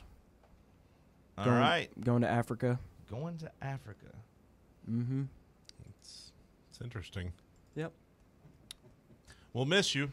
Yeah, I'll miss being here. Miss you. I will miss having you here. You know, you do save me a lot of time in the mornings by having everything set up. So I might start getting here a little bit earlier to pick up the slack. Damn intern going on vacation. These kids these days can't work more than a month without needing a vacation. I get it. Oh, this trip has been planned for 2 years. Now, who all's going? You said like your family. It's a family trip. Yeah, I believe it's 11 or 12 of us. I'm not. My stepfather's. Whoa, hold on. There's 11 or 12 of you? Yeah. Oh, when you said your family, I was thinking just like your mom and So and if you have, do you have any brothers and sisters, Jackson? I have a younger brother. Okay, yeah, I didn't know if maybe just like 3 or 4 people. So I was really hoping he had 4. That way, you could be the Jackson 5. That's it. Yeah, you got it. My grandparents are like big travelers. That's their calling to life. Sounds like it. They've been to all 7 continents. Now, when did they go to Antarctica and why? They went on an Antarctic cruise in like 2013. Oh, that's a thing you can do? Yeah, I should have known. That's I a remember thing you it can do. because they kept a blog online, and I lived in Knoxville at the time, and they went in the Antarctic summer, and they Yeah. would post the weather every day on their blog. Cold. And it was warmer one day in Antarctica than it was in Knoxville. Oh, okay. And I remember that it was like -2 in Antarctica and -7 in Knoxville. Hey, what'd you guys see today? Ice. Yep, ice and penguins, and that's about it. But now that all their grandkids are old enough to go on trips, they want to be able to take us on cool experiences that we'll be able to. So you're going to be gone for like 2 weeks. I'll be gone from. I drive back to Nashville today. Well, I'm being driven back to Nashville, and then fly tomorrow. His driver's taking him. No, nice. My brother. Your My grandparents are sparing no expense on this trip, no, huh? No, my brother came to come pick me up. And I'll be back Monday the 14th. Okay. I bet you feel excited right now, don't you? I am. It's the best. It's one of the best feelings. It's so funny because it's one of the worst feelings for me. Really? Yeah. I like it when you're getting ready to go on a trip. I hate it. That anticipation. You hate that? I hate it. I've always liked it. That's not surprising to me. I feel like I feel like you're that type of person. A bit of a wanderer. Yeah, or just a bit of a nomad. I get dread. I get dread, and I'm always regretting almost every trip I agree to go on because I'm just like, oh man, this is gonna be such a hassle. Do you think about things that could happen? Like what if my car breaks down in the middle of New Mexico or stuff like that? No, I don't really feel that way, but I am like, man, I gotta find airport parking. I gotta be there to check in. I gotta worry about my dog. I gotta, my stomach's gonna hurt at some point. It's just, yeah.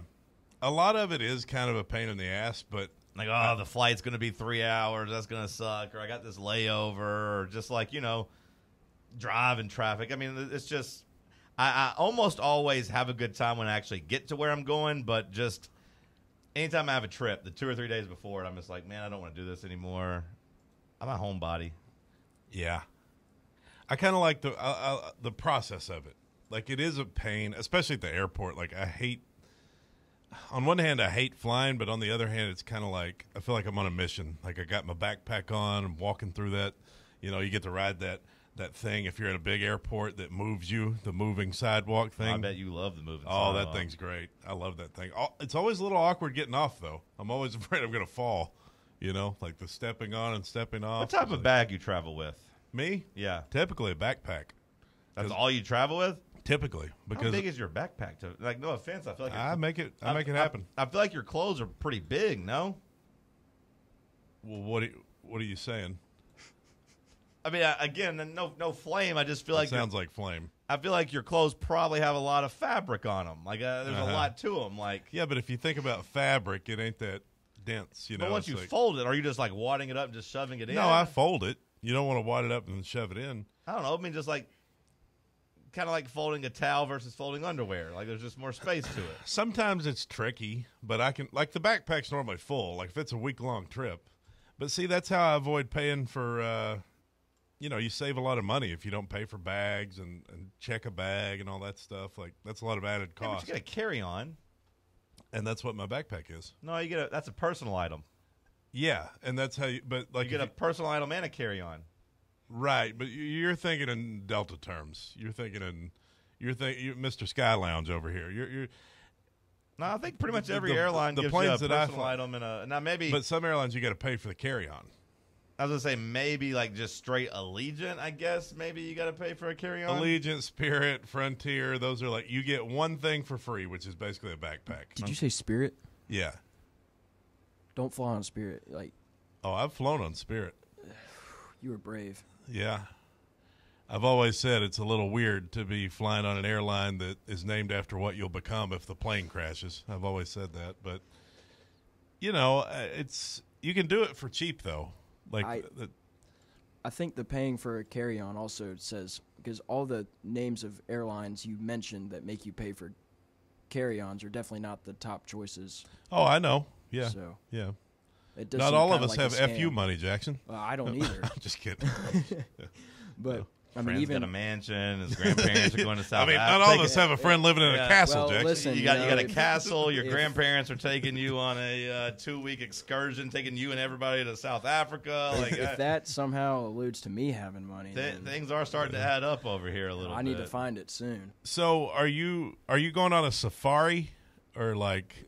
We're doing a lot of things. Safaris will be one of the things we're doing. I don't really even have a complete idea of what we're doing. I had access to an itinerary like a year ago. Oh. My access was revoked.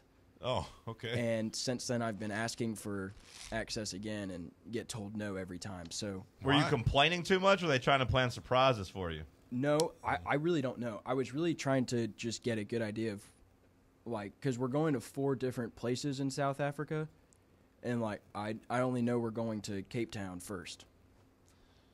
That's all I know. It sounds like a cool place to go. Maybe do a little big game hunting. Maybe go out and kill a zebra or two. That'd be really cool. Yeah. That'd Kill be an really elephant. Cool. Yeah. I don't know how you about- get the. Is it still illegal to? I don't think so. I know you can't sell their tusks. Yeah. Damn shame. Back in the day, you know. Yeah, back in the day. Yeah. I think you can still find some poachers I don't know. to take Oh, you you out there. can, but Can you fly back with that? Well, he does work at Jimmy John's. You know, Jimmy John was Mr. Jimmy John was a big game hunter. That is true. That is part of the urban legend of Jimmy John's is that the owner was spotted. You know, he took his picture of him going to pay to kill some animals. Nice. Big elephant, right? Yeah. Imagine trying to get like an elephant tusk back on the plane. Like, can I put this in the overhead compartment? Sir, that has to fit under your seat. Honestly, that kind of soured me on Jimmy John's. I think that negative propaganda just made me like not go eat there after that. It kind of did me too, honestly, Yeah. which is weird because normally I don't even care about things like that. But like, I don't know. I think I kind of fell in love with the Jersey Mikes, and then it was like once you got that, it's like, well, I don't know. I always just pick it. Never seen Jersey Mike's owner out there killing animals. What is the Jimmy John's rumor? Again, the animals or the guys out there poaching, like he had paid to go kill elephants or something. Okay. And I like elephants. Yeah. I always felt bad for Dumbo in the movie. I felt bad for him. Yeah. Elephants are very sweet. Yeah, they are. Bubba, you got any thoughts on elephants? Peanuts. They also remember everything, and they're very very emotional creatures, which makes it kind of sadder when you think about like one of their own just getting murdered, and then there's just a big elephant crying there. I always try to think about that when you get in your moods. What do you mean? I just always try to think about elephants and how they're emotional too. When you think of me, you think of elephants? Is that what you're saying? No, just that the big, strong, tough creatures, they have soft sides too. We 'Cause do. I see you just as like, this varsity athlete. This guy used to own like, just really tough. powerlifting titles in Arkansas and everything. Yeah. And like, sometimes I think, oh, Cody's so tough. Nothing I say hurts his feelings. But then sometimes you get your feelings hurt. And I'm like, even elephants get sad. It's an interesting comparison. Mike writes in that the Pledge of Allegiance at every morning at 8:30 is good. He loves it. Okay. I'm with Mike. I think we should do it every day. Well, Jackson's going to be on vacation, so. When I get back, I can start doing it. Oh, I think you just need to video you in South Africa just doing it and sending it, and we'll play it on the air. I'm 6 hours ahead, so I can coordinate that and get it in. Just send us a in video time. next to the lion corpse and let us know, that you're saying it. Hour 2 in the books. We'll kick off hour 3 with a batch of headlines. Happy Friday to you as we roll on right here on FanRun Radio. The flagship station for Tennessee football. Fans. FanRun Radio. Now, it's time for your Atlanta Braves morning update. Presented by Tidal Wave Auto Spa. Get clean car happy at any of the 250-plus Tidal Wave Auto Spa locations today. The Braves fall to the Mets and split the series up in New York. I'm Barrett Salee, and this is your Braves Radio Network Morning Update. Get Clean Car Happy all season long at Tidal Wave with exclusive membership discounts, giveaways, and more. Visit TidalWaveAutoSpa.com/Braves for more information.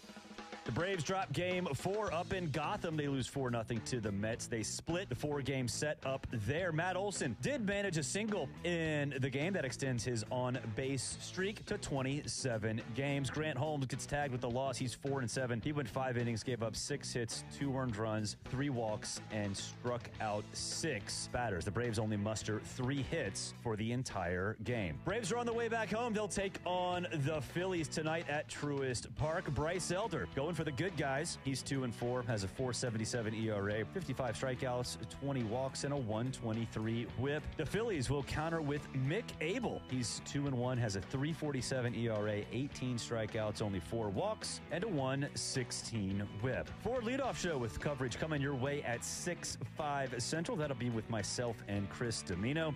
And then first pitch, Braves and Phillies, 7:15 Eastern, right here on the Atlanta Braves Radio Network. Running a business, coaching a team, planning your next big event, you need more than just gear. You need SM Athletics and Logo Solutions. Custom uniforms, branded apparel, promotional products, done right, done fast, and built to show off your brand with pride. From local businesses to high schools to major universities, SM Athletics is trusted by winners. Get real service, get real quality, get noticed. SM Athletics and Logo Solutions, where your brand comes to life. Visit smathletics.com and let's build something great together. Citizens National Bank. You want a bank that lets you bank when and where you want to. Your local branch, the grocery store, your computer, your phone, it's up to you. You want people who care about taking care of you and your money too.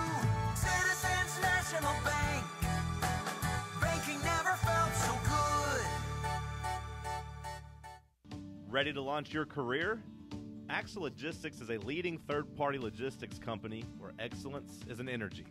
With an award-winning culture, Axle proves that positive outcomes come from a positive environment and a work hard, play hard mentality. At Axle, the drive for success is infectious. And with an uncapped commission structure, hard work isn't just noticed, it's rewarded. For those with big goals and even bigger dreams, Axle Logistics is the place to start your career. On July 12th, Prime Sport Media and SM Athletics are kicking off the upcoming season with a media day focused on the players. It's a chance for athletes to feel like the pros with professional photos, highlight videos, interviews, lights, and smoke. There will be food provided by Five Guys, games, and live radio coverage, plus families can purchase keepsake photo and video packages. Whether they're JV or D1 bound, we want every player to feel like a star. Head to primesportmedia.org/kickoff to learn more. You're listening to FM 105.7 and AM 1340, WKGN Knoxville, and W289CU Knoxville, FANRUN Radio.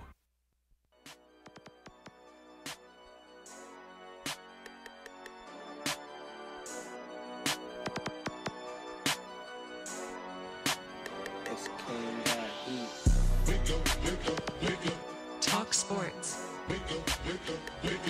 Talk Sports. Talk Sports. Talk Sports. Talk Sports from 7 to 10. Ay. Overrated, underrated on Wednesday.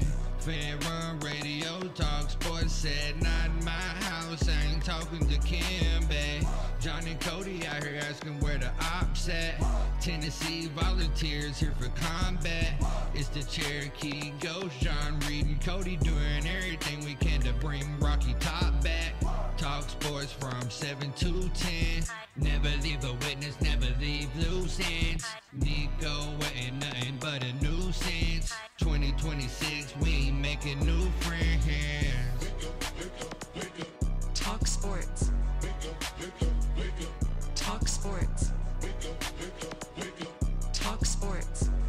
Hour number 3 kicking off here in the White Claw Hard Seltzer Studios. This batch of headlines brought to you by our friends at Inward Half.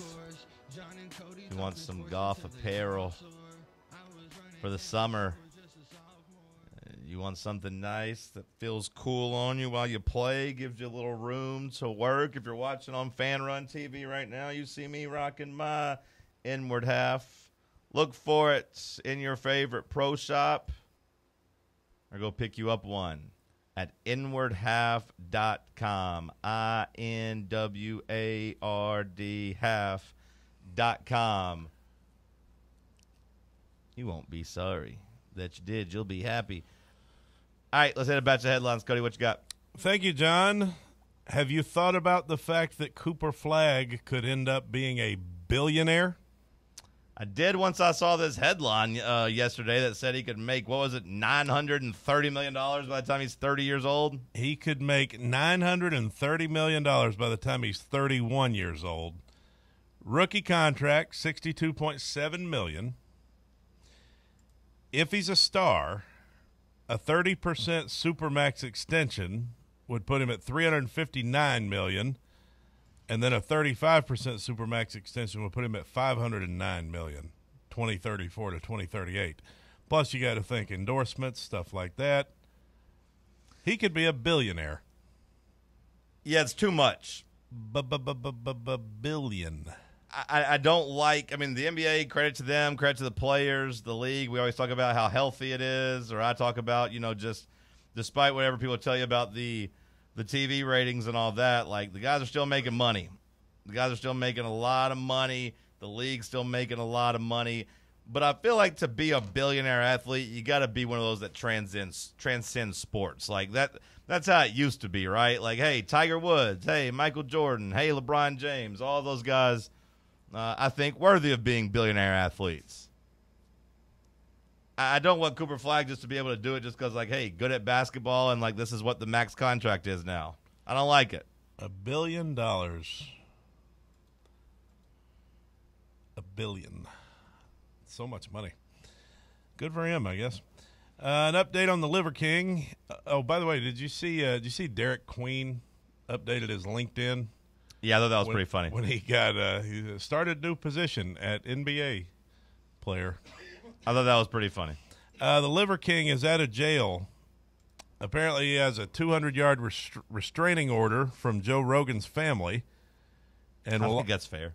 Yeah, and he'll also be forced to do a mental health evaluation within a week.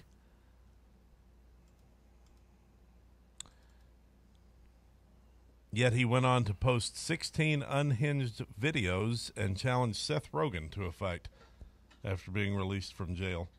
So he's gone from Joe Rogan to Seth Rogen. Sounds like the Liver King might be a little bit unstable. Starting to think it's possible he's a little bit unstable. Do you think he believes Joe Rogan and Seth Rogen are related? I don't know. I haven't looked into it, but that would be a good guess. Liver King required to not possess any weapons, and he does have to go in for a mental health evaluation, which I think would be good for him. You know, I'm going to go ahead and say that. Might as well get him checked out. We'll see how he goes, see how he fares. Joe Rogan said he's never had any interaction with the Liver King. You think Joe Rogan's like, why is this guy so mad at me for? Rogan told the cops he thinks the Liver King has a significant drug issue. If you're Joe Rogan, has he made comments now afterwards? Like, is he scared? Is he worried about the Liver King getting out? They want him locked up? Those were his comments that I saw there. But like he didn't say whether or not like he had any thoughts on him being like walking free. Nah, I don't think so. Who do you think wins that fight? Probably Joe Rogan, right? Surely with Joe Rogan's fascination with UFC, surely at some point he's gotten in the cage and trained some. I'm like, he's a black belt in jiu-jitsu. Yeah, okay. Yeah. All three of us were going to say the same exact thing there. Well, like I said, he trained. Yeah. Yeah. You would think. He is a jiu-jitsu black belt. Okay. Liver King, he's big. Yeah. Big. He's all roided up, but I don't know that he's known for his fighting. You know, they say when you fight a trained fighter, it doesn't really matter if you're some big, strong guy. Those guys put you out, so. Well, Jackson, this headline will be important to you. The Chiefs have requested an extension to an end-of-June deadline for a stadium financing package from the state of Kansas. an indication that the franchise's potential move across the state line from Missouri is a legitimate possibility, according to ESPN. Yeah, that's something that's been talked about. I think it may have been last year or 2023 that the citizens of Jackson County, Missouri, had a extension to a 2-cent tax vote, or a 2-cent tax that they voted on, and that extension would have granted Kansas City or the Chiefs organization with I think $800 million or something to build a new stadium, and the ownership would have put up the rest. Seems reasonable. The citizens said no. So the Chiefs are saying, okay, well. I guess they gave their 2 cents, huh? Well, yeah, there you go. And on the other side of the city in Kansas, Damn, that was funny. They really, really would like a professional sports team, and they're willing to give them billions with a B to build a new stadium. So same with the Royals. Kansas City, Kansas. So Kansas City, Missouri better wise up or you're going to lose two of the biggest factors of your economy. So I'd say so. Well, it is a pretty good move by the state of Kansas to try to steal them. Mm-hmm. That is pretty funny. It'd be annoying to be on the other side of the border and watch Missouri get all of the tax revenue and all that. Personally, in my opinion, the Kansas side is nicer anyway. All right then. Well, the Rays shortstop Wander Franco has been found guilty of sexual abuse in the Dominican Republic for having an illegal relationship with a 14-year-old girl when he was 21. Franco received a 2-year prison sentence but was suspended with conditions set by a judge. So he's not going to do any prison time. It said basically hey, we'll let you out. You ain't got to go to prison as long as you promise that you won't talk to any underage girls. No more minors. But this story, that was mind-blowing. But then the story took another turn when you see that the child's mother was then charged with sex trafficking because apparently the child's mother was the one that was kind of making this relationship happen. Yeah. I did see that element of it. I guess there was probably some money involved there. I don't know if there was straight money involved or she was just fine with it, knowing that Wander would give her some money or that eventually she could blackmail him or something. I don't know. This is one of those stories that I didn't really want to read too much into because when you kind of realize how terrible some people are, it kind of makes you lose faith in humanity. But yeah, Wander Franco, his career's been derailed. And, he's not going to go to prison. We'll see if he's able to get back into Major League Baseball at all. But that was just, just back-to-back crazy headlines. At first, it was wow, he only got sentenced to 2 years. That's crazy because they're saying he was 21 and she was 14. That's not right. And then it's 2-year sentence, but actually he's not going to do any jail time. It's been suspended. I'm what? 0 years? And then the third update was by the way, the mother of the kid, she's being charged for sex trafficking. I'm oh my God, this is crazy. What a rascal. Speaking of knuckleheads, the ex-Ravens kicker Justin Tucker has gotten a 10-week ban from the NFL. He is suspended first 10 weeks of the 2025 regular season after the NFL found that he violated its personal conduct policy. So the NFL has said, hey, you're a creep. Essentially, right? Well, I guess it's against their personal conduct policy to go to massage parlors and grope the women and whatnot, allegedly. So Tucker can serve the suspension as a free agent and is free to sign with an NFL team. If he were to sign with a team, Jesus Christ, if he were to sign with a team, he could attend training camp and play in preseason games before the suspension starts August 26th. He's 35. He's probably done in the NFL, or you think he'll... I mean, he wasn't very good last year. Will you think some team might pick him up? I could see him, coming in December if a playoff team is has an injury or has a kicker that is unreliable, but no one's going to entertain that until that happens. It's not somebody's going to sign him and let him be out for 10 weeks. I wouldn't think. I'd be surprised if he got signed before his suspension was up. And it was like an emergency thing. But like you've seen that plenty of times, right, where a kicker loses it in the middle of a season and like a team's struggling and can't like trust him, and then they look around and start cutting him and trying to find new people. I could see Justin Tucker reaping the benefits of that. Well, a Super Bowl performer was arrested by the Louisiana State Police for his halftime protest. Kendrick Lamar's Super Bowl halftime show, which we mentioned the guy that earlier. trespassed and had the flag? Yeah, after he held up the Sudanese flag with the message Sudan and Free Gaza. Apparently he was arrested. The performer surrendered to authorities, booked into the Orleans Parish Justice Center on charges of resisting an officer and disturbing the peace by interruption of a lawful assembly. Well, we haven't really talked about it, but here locally, Yassine,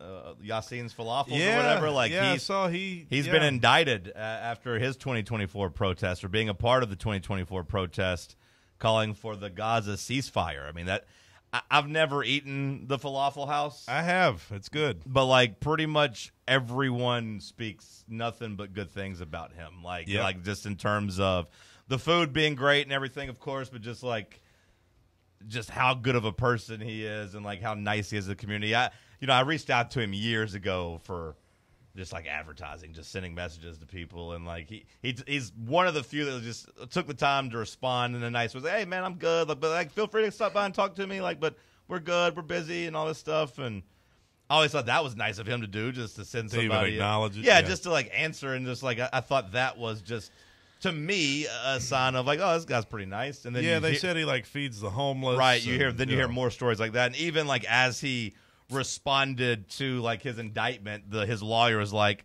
Yassine's out of town for the month doing humanitarian work. Like he was out doing something right now. That's a good response. Yeah, essentially. So I thought that was a crazy story, and even the it seemed like the DA that was having to bring the charges was even like, this is unfortunate. Basically, like, we don't want to have to do this, but this is got a job to do. Yeah, basically, like we don't want to do this, but we're having to do it. Yeah. Yeah, I had his food a couple times. I thought it was pretty good. If you're into that kind of food. Now there are 11 other people going to be in the mix with that as well with him. So, I don't know about the other 11. I don't know what their standing in this, the community is or whatever. But I think this one will garner some attention here locally whenever it comes time. Yeah, last one for you. I've had this bookmarked all week. I don't even know why it's still here. I don't really care about this, but Texas State and the Pac-12 are expected to finalize their move soon. Okay, yeah, we had talked about them coming in as a football-only school in the conference. So, yeah, Texas State, it says, is in the final steps of accepting the invitation to the Pac-12 and initiated the process of calling a Board of Regents meeting for Monday to complete the move. So they are planning to move to the Pac-12. Does Texas State moving to the Pac-12, that's really like the Pac-8, does that do anything for you? Not really for me, but like it'll improve the quality of the games there maybe at the football stadium. Like I feel like for Texas State, like this is a big opportunity, right? Like now they got to get to kind of, it's not exactly Power 5, of course, but like, well, when you look at their growth, I mean, because they used to not even be, they were, FCS or whatever. Right. And then they worked their way up to Division I to the FBS level to the Sun Belt. And now this is, obviously a bigger move. A chance for them to kind of, up their pedigree for sure. Yeah, right there on the river. That's what they're known for. What city is Texas State in? San Marcos. Oh, okay. San Marcos, New Braunfels. They're kind of right there together. It sounds like a cool city. Right between Austin and San Antonio. Smack dab in the middle there. Okay. It's a busy roadway. Bubba, you got any thoughts about Texas State? Good for them. Pac-12 lives on. What about Texas as a state in general? Never been there. So as far as I'm concerned, it doesn't exist. You never been to Texas? Nope. How many states have you been to? Not a lot. Like 6 or like 12 or like? Can you count them on 2 hands? Probably. We got Michigan. We've got Indiana. We got Kentucky, Ohio. Big Ten Bubba. We've got North Carolina, South Carolina, West Virginia. Mountain Mama. We've got Mississippi. We've got Georgia. Sounds like you've been to some of the worst states. That's about it. When I hear West Virginia, Ohio, Mississippi. Never Florida? No. You've never seen the ocean, Bubba?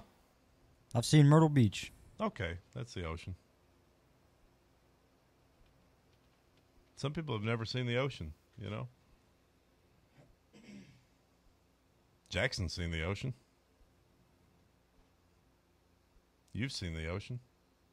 I've been in the ocean. Me too. There was one year when I was in both the Pacific and the Atlantic Ocean. At the same time? Is that a whale joke or? It wasn't. No, not at the same time, but I just remember thinking it was cool. I was like, hey, you know, a couple months ago I was walking on the beach on the Pacific side, and now here I am on the Atlantic side. It's a cool feeling. Spanning the country. Well, that's cool. Yeah. I like the ocean. I like beaches. Let's go to break. Let's talk sports on FanRun Radio. Take FanRun Radio with you on the all-new FanRun app. Just search for FanRun Radio wherever you download your apps. Now, it's time for your Atlanta Braves morning update. Presented by Tidal Wave Auto Spa. Get clean car happy at any of the 250-plus Tidal Wave Auto Spa locations today. The Braves fall to the Mets and split the series up in New York. I'm Barrett Salee, and this is your Braves Radio Network morning update. Get clean car happy all season long at Tidal Wave with exclusive membership discounts, giveaways, and more. Visit TidalWaveAutoSpa.com/Braves for more information. The Braves drop Game 4 up in Gotham. They lose 4-0 to the Mets. They split the 4-game set up there. Matt Olson did manage a single in the game that extends his on-base streak to 27 games. Grant Holmes gets tagged with the loss. He's 4-7. He went 5 innings, gave up 6 hits, 2 earned runs, 3 walks, and struck out 6 batters. The Braves only muster 3 hits for the entire game. Braves are on the way back home. They'll take on the Phillies tonight at Truist Park. Bryce Elder going for the good guys. He's 2-4, has a 4.77 ERA, 55 strikeouts, 20 walks, and a 123 whip. The Phillies will counter with Mick Abel. He's 2-1, has a 3.47 ERA, 18 strikeouts, only 4 walks, and a 116 whip. Ford leadoff show with coverage coming your way at 6:05 Central. That'll be with myself and Chris Domino. And then first pitch, Braves and Phillies, 7:15 Eastern, right here on the Atlanta Braves Radio Network. Believe in family. Believe in your fellow man. Believe in honesty and an honest day's work. We do. We're Farm Bureau Insurance. And we don't just believe in Tennessee. We believe in Tennesseans. Farm Bureau Insurance. Tennessee's insurance company. This is Baseball VFL Cody Brown. Farm Bureau Insurance is the official insurance for Tennesseans. Believe in me for all of your insurance needs. Give me a call at 865-992-3871. Are you looking for a treat that will knock it out of the park at the next watch party? Just like your favorite baseball team, Crumble brings the best lineup week to week with an expanded roster that includes key lime pie, strawberry cake, or my personal favorite, Monster featuring M&M candies. Let Crumble treat you to the best cookies in the game. Download the Crumble app and start earning rewards. You can even vote monthly on what flavors you would like to see at any store of your choice. Warmer weather is here, so get to the ballpark, but don't miss the cookies. Hey, Pack Rat. Yeah, you. Are you moving cross country and you just don't know who to call? Call us right now. Listen, you've probably seen one of our containers in your neighborhood. But did you know that we can help you move anywhere in the United States? It's real simple. We'll drop a container off at the location you tell us to bring it to. You pack up your valuable possessions at your leisure. They stay safe right in your home. And when you're ready, call us. We'll come and pick up the container and give you a scheduled date of when your furniture and the other possessions will be at your new home. So if you're moving across country or across town, be a Pack Rat. Join the Pack Rat family. Call Pack Rat right now for your free quote. See y'all later, Pack Rats. Call 800-965-1298. 800-965-1298. 800-965-1298. That's 800-965-1298. A brand built in Tennessee and born from the love of the game. Inward Half revolutionizes golfing comfort. Crafted by a former pro and dedicated enthusiast just like you, our luxury performance wear guarantees you stay cool and comfortable through every swing and every day. We're not just a brand. We've set out to create a lifestyle for those who understand that impeccable style and premium performance are a hole-in-one. Enjoy the walk-in with Inward Half.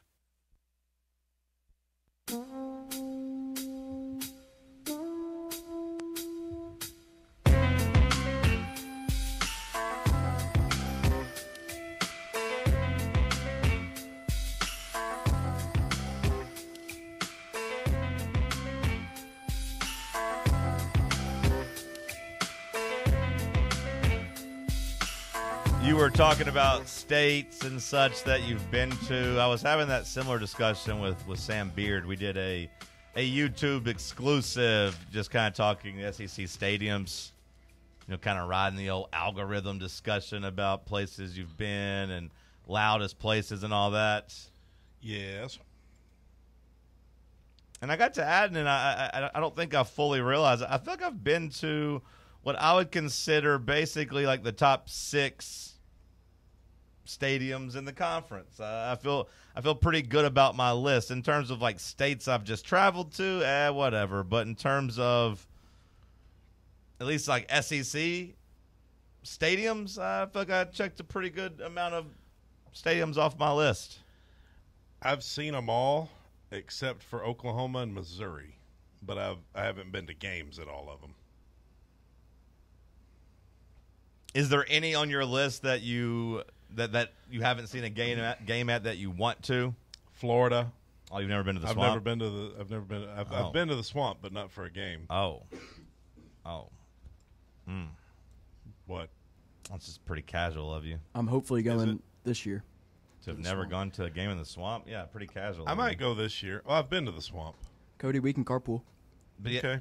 Sounds fun. What do you mean you've been to the Swamp? If you haven't been just inside, you and me and a couple of Confederate flags waving, driving down the interstate. It'll fit right in. If you haven't listening to Tom Petty, if you haven't been to a game in the Swamp, I don't think you can say you've been to the Swamp.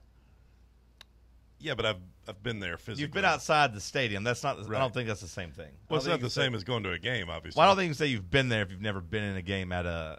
Well, you can say you've been there, but I don't think it's you just say you haven't been to a game. You've been to Ben Hill Griffin Stadium. Same as I've been to Auburn. To me, like game there. Is it not a fair distinction to say it becomes the Swamp when the game's actually being played? That's fair. So you've never been to the Swamp. You've visited Ben Hill Griffin Stadium, the landmark. You've never been to the Swamp. If you want to say that, you can say that. You just said you thought it was a fair delineation. I didn't use the word delineation. Big word. Bubba, can you spell delineation? I've now made it 10 states. Alabama in there. Been to Jordan Hare Stadium before. All right. They call him Bubba 10 states. So the games you've seen, what would be your list? You said there were 6. Well, I mean, the top 6. To me, when I think of me in no particular order, the top 6 stadiums in the SEC, Neyland Stadium, of course. Of course. Again, no order. Kyle Field, I'd probably put them at 5 or 6, whatever. Been there, haven't seen a game. Saw a game there, watched us play in 2016. Alabama, to me, probably comes in at number 5 or 4. Been there, done that, both. Again, no order. Sanford Stadium. Been there, not to a game. What, you just like go around to take pictures outside these stadiums? I used to. Yeah, I used to. Like if I was just traveling the area, like I don't know. You just want to stop in and look at the outside of the stadium? Like Texas A&M was easy because I went to Houston and I just took the long way. Went through College Station just to see it. I don't know why, really, but there's nothing there, as you know. But like the Swamp, I was coming up I-75 from Miami, so I was like, we'll stop over here. I mean, you have a curious mind. I think that's kind of cool, but like, yeah, just to me, like I don't feel like the stadiums are unique enough just to want to see the outside of them. But if you're like, I've never planned a trip around just seeing a stadium. Are you? Well, yeah, just a little detour. Like, are you like just like familiar? You want to be familiar with like where it sits inside of like the campus? Yeah, I guess. Like, oh, this one's right here, smack dab in the campus, or oh, this one's not close at all. I guess just see it, see the outside facade of it, and see what it. There's another big word. Bubba, can you spell facade? Facade? Facade? Can you say it? I think we've talked about this before. Like, it's the same word, but it's different. Doesn't it have different pronunciations depending on what you're referring to? I don't know. Like facade and facade are the same word, but it's F-A-C-A-D-E. Anyway, so Tennessee, Alabama, Florida, Georgia, A&M, LSU. Yeah, I mean, I think those are the 6 best stadiums in the SEC. If I'm doing my 6-pack, I'd like to get to Texas at some point for a game. Although right now I don't have them as a top 6 stadium. I like the spot Texas is in because it's like just north of downtown Austin. Like there's a lot going on there. Like it's in a cool spot in the city. I'd like to get there. The first time Tennessee goes out there, I might make the trip. Texas's stadium is basically where Vanderbilt Stadium is. Like if you're thinking Nashville and you just take Broadway up West End, okay. Texas, same kind of deal. You just go right up north of downtown Austin, and it's right up there. I've been to Vandy. Obviously, it's not top 6. Right. I've been to Missouri. I don't consider it top 6. Like, I mean, I think those are the bottom 2 for my money. Maybe if I got to Mississippi State, I'd find it underwhelming. I haven't been there. I went to the 2012 game there where Cordell Patterson had the kick return, and we lost 41-31. And Tyler Bray for like 140 yards. Yeah, and they wheeled picks. They wheeled Dooley out. Legend Tyler Bray threw for like 140 yards and a couple picks in that game. Folk hero Tyler Bray. Folk hero as in fake. Well, his coach had to be wheeled out on a wheelchair ramp. Yeah, he had a lot going on. Was on a stool on the sideline. So no, I don't think he was on a stool on the sidelines in that game. Was he? He was in the press box, wasn't he? I think he was. He did do the stool later, but I think the stool was at home. Or I think he went from stool to press box.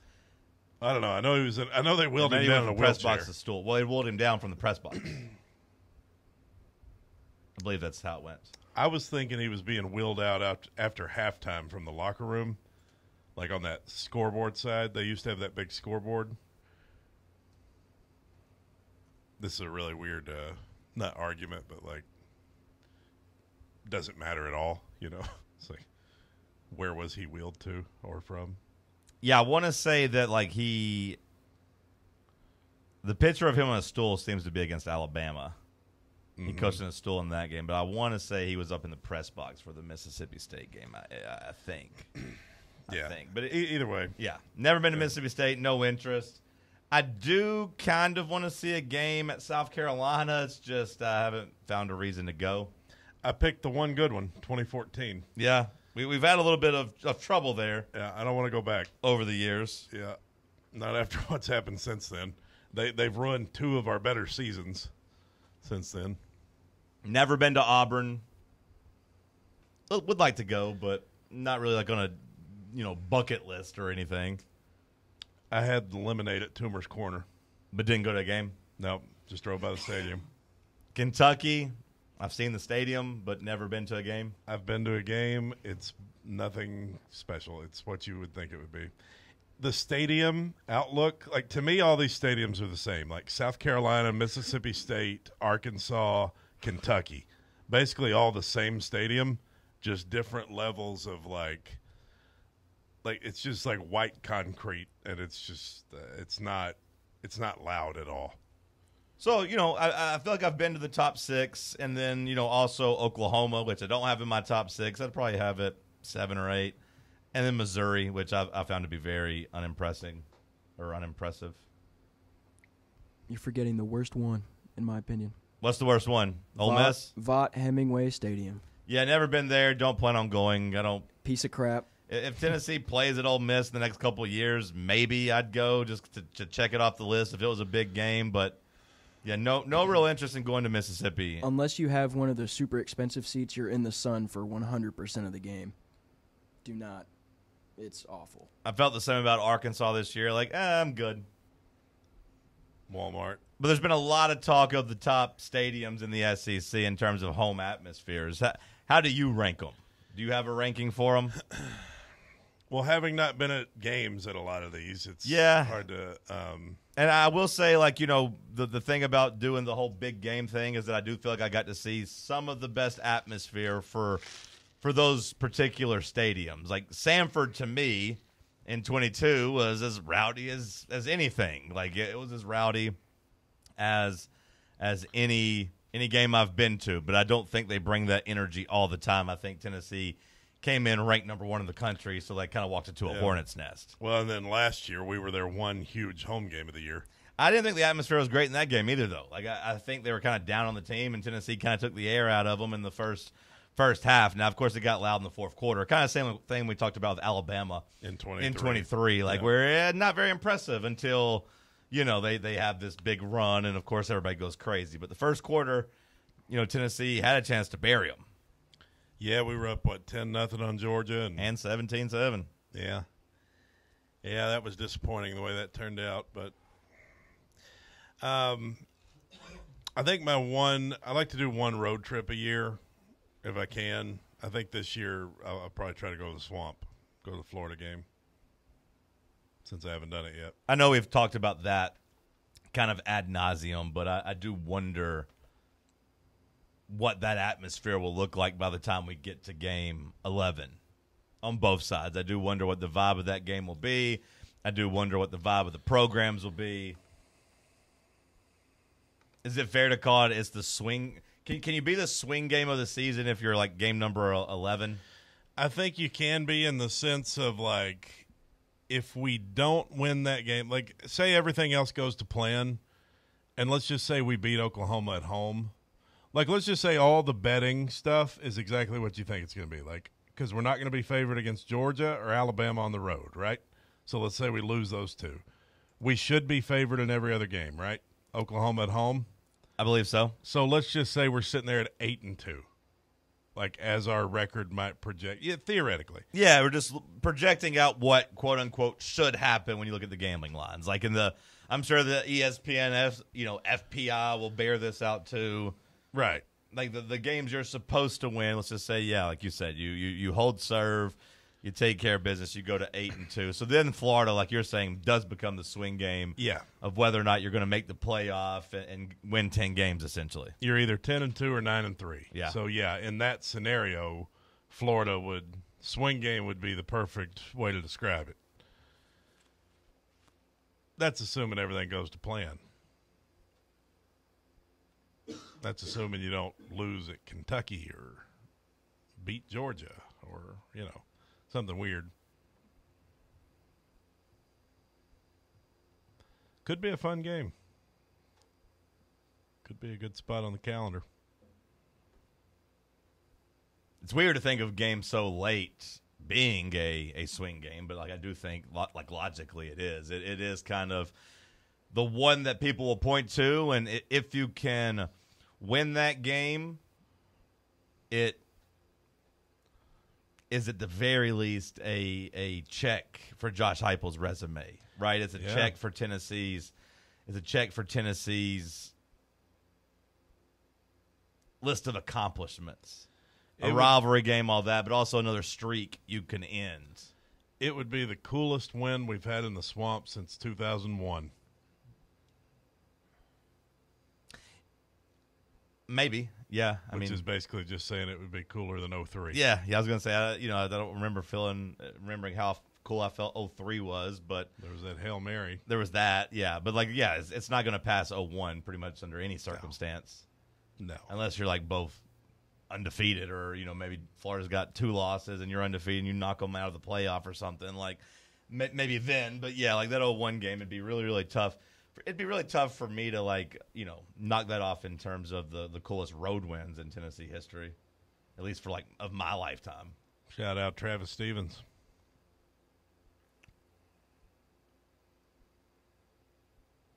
Ended Spurrier's career, too, at Florida. That's so crazy looking back on it. Like, 17-point underdogs. Like, that's crazy that they were such big dogs in that game. And you had the great Fulmer speech, you know. A lot of nostalgia on that one. And then you turn around and lost to LSU and fumbled the bag. Kind of blew it. I will say, like, you know, I know I was kind of having fun with LSU at night. I kind of would like to experience that or a better LSU atmosphere because Tennessee did kick their ass so far, you know, so much in that game, so early on in that game that it did kind of deflate it and take them out. And like, I don't think we got a true Tiger Stadium experience. Yeah, no, we didn't get the proper LSU experience. That's what happens when you jump on a team and you're up 20 in the first like quarter, you know. So how cool would it be to get back to just pouncing on people and being up like 30 points in the first quarter? That would be nice if you could just get back, the first quarter stuff that you were doing, right? Like the first quarter stuff that was such a staple for the early part of Josh Heupel's tenure. It, of course, went away, and it went opposite, actually, where you were struggling and getting shut out in first halves. Yeah, it did a complete 180. Like this, I remember those South Carolina and like Missouri games in 2021. You're just like, first quarter, the game's over. It's like, oh, this is sweet. This is going to be the norm. And then last year you had, how many games was it you got shut out in the first half? I mean, I know Florida and Alabama. And Arkansas. So it was, what, 3 in a row? I believe so, yeah. 0 points in the first half. What a crazy, stupid stat that was last year. And you still managed to beat Florida and Alabama. Yep. Bubba, do you have any stadiums that you view as the best in the SEC? Nope. Neyland Stadium, that's it. We're number one. We're number one. We're number one. But even then, that stadium kind of sucks. So. Whoa! Taking away seats used to be 102,455. Now it's not. Used to have troughs that I could use the bathroom in. Now I don't. Now there's a party deck I can't have access to unless I have a special ticket. You're a trough guy? Yeah. You want to look at other people's pee-pee? I'm a dog, John. We Woof, mark our woof. territory where we can. Maybe a horse? No horsing around up there, Cody. I mean, Neyland Stadium, yeah. I mean, like, we're just talking like home atmosphere, of course, which I do think Tennessee's, you know, obviously their ambiance. I do think their game day presentation is as good as anybody in the country. Like, I do think Danny White has succeeded in that, of course. Like, I think the light show, I think the music they play, like, you know, leading in, like, with the Rocky Top, the spooky Rocky Top, all of that. Like, I do think those are huge. And I do think the presentation is there. Be real cool if they could play Copperhead Road before the team runs out. Be real cool. Before the team runs out, so like leading into like the spreading of the tee? Yeah, have like the bagpipes, and then, you know, when it mellows out, and then it's, and here comes the Volunteers, and all that. I mean, yeah, the running of the tee, when the tee opens up, like that still gives you goosebumps. Like that's still nationally respected. Upper deck seats are kind of steep, though, so maybe I'm taking back my ranking. Parking, not great. That also plays a factor. Damn, Bubba hates Neyland Stadium. South side of the stadium's an eyesore, but they're improving it. That's what they say, but changes are coming, boys. They definitely are improving it. I mean, they're making a lot of work, a lot of progress over there.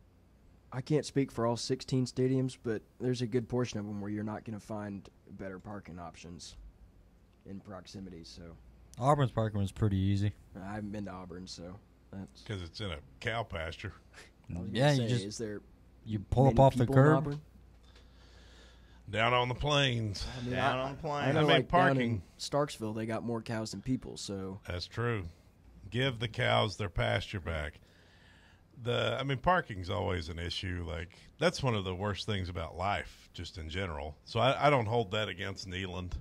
You know, like, parking's just, it's one of the worst things in life. Like, outside of death, you know, sickness, terrible terminal sickness. Taxes. You know, losing loved ones, taxes and things Violent like that. crimes. Huh? Violent crimes. Yeah, being the victim of a violent crime, you know, going to prison, whatever. I mean, parking's up there. It's a top 10 worst thing in life, probably. No matter where you go, it's an issue. Unless you just stick to the small towns your whole life, which some people do that, and hey, good for you. No parking troubles. But even in a small town on the city square, you know, the city square might be full. You might have to parallel park somewhere. I mean, Try that in a small town. Let's go to break. It's Talk Sports on FanRun Radio.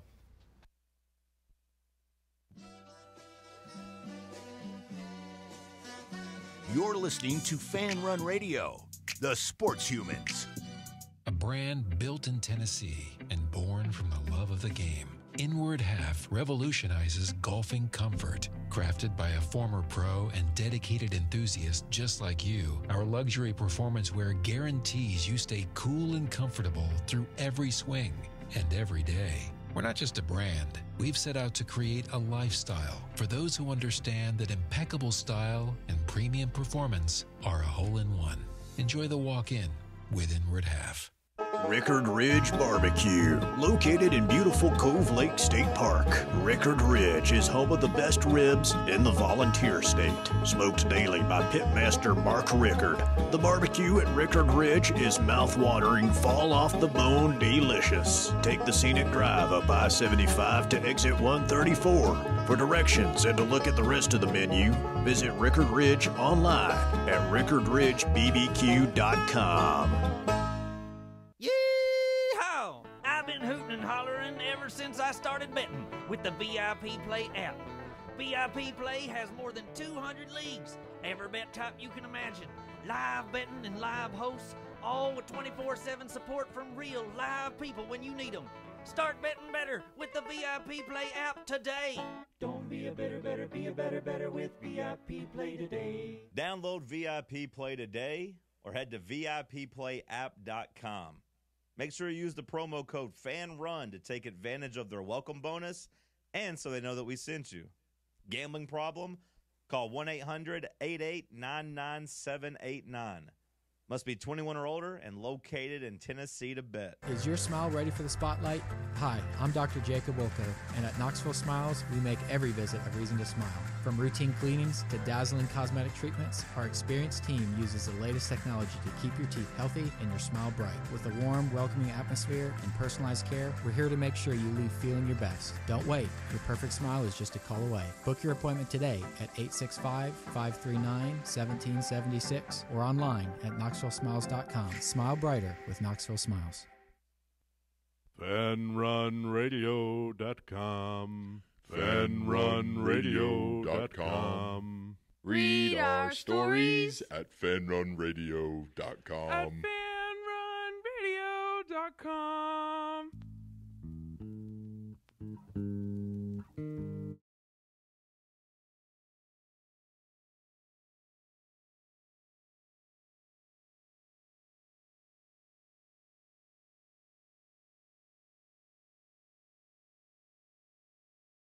Little Tennessee baseball news that we didn't get to, but Tennessee picked up a two-way transfer, Blaine Brown, apparently the son of former Titans running back Chris Brown from back in the early mid-2000s.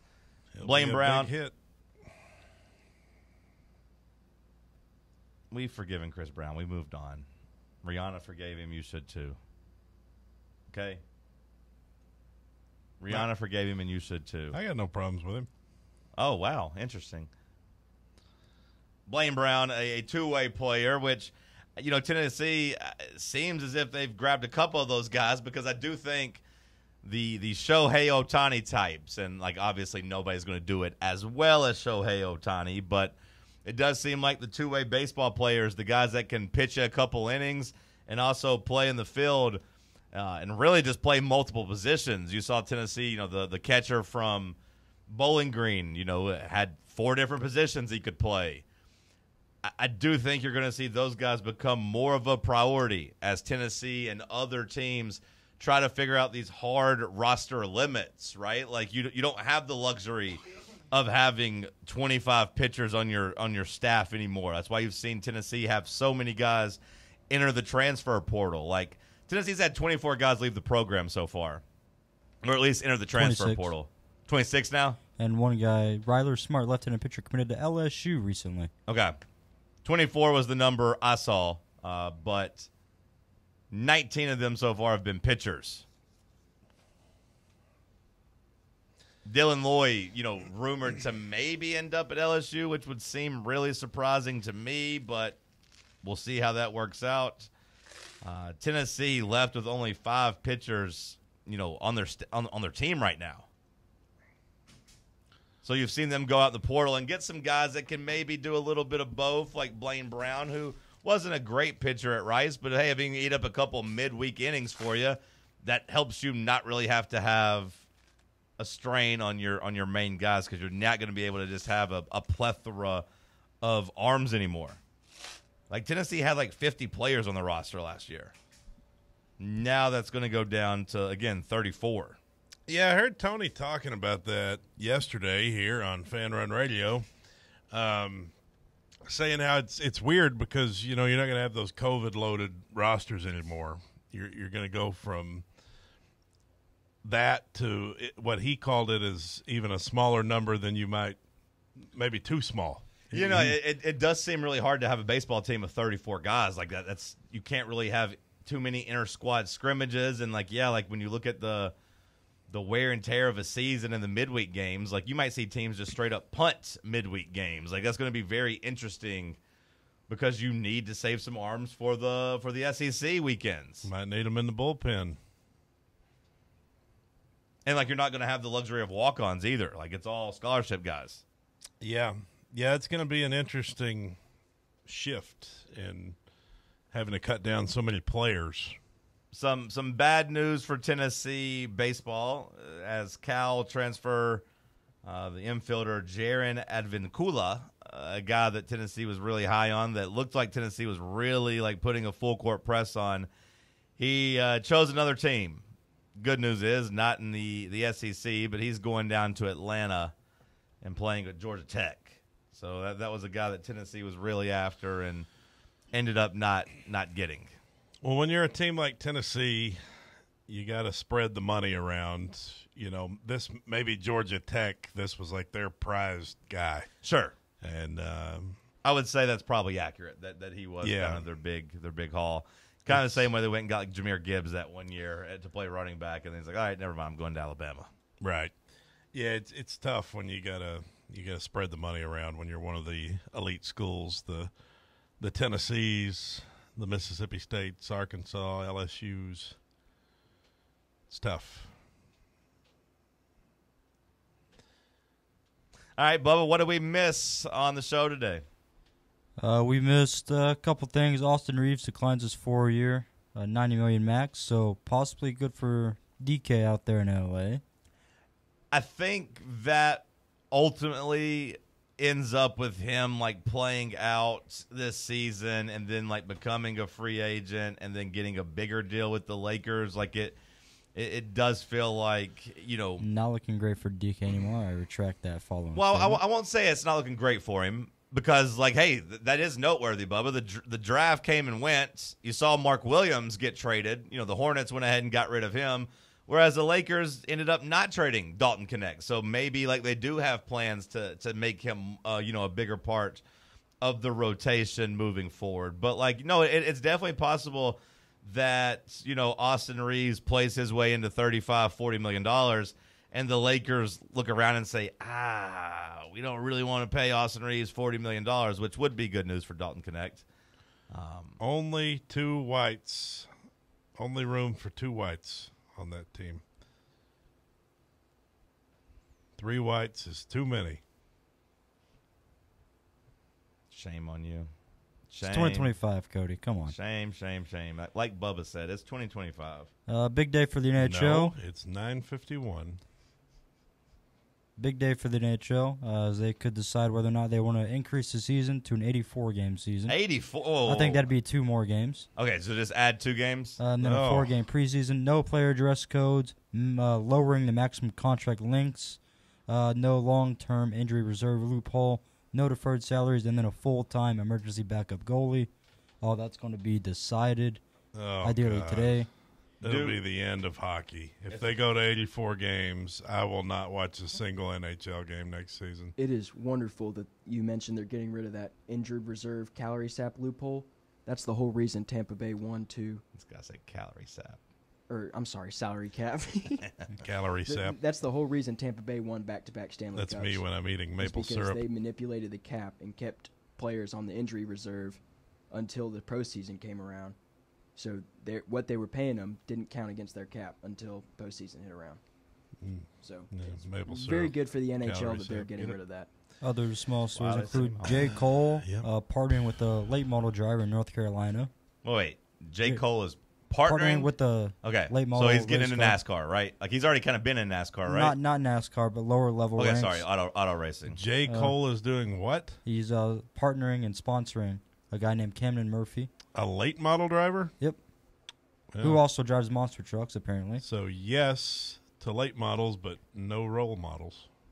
Now that's comedy. Yep. Is J. Cole, is there a reason he's partnering with this guy? Do they have like some type of connection? They met at some Monster Jam event, and then I guess it just happened. That's kind of cool. So they just hit it off. He's like, yeah, I'll help sponsor this. Yep.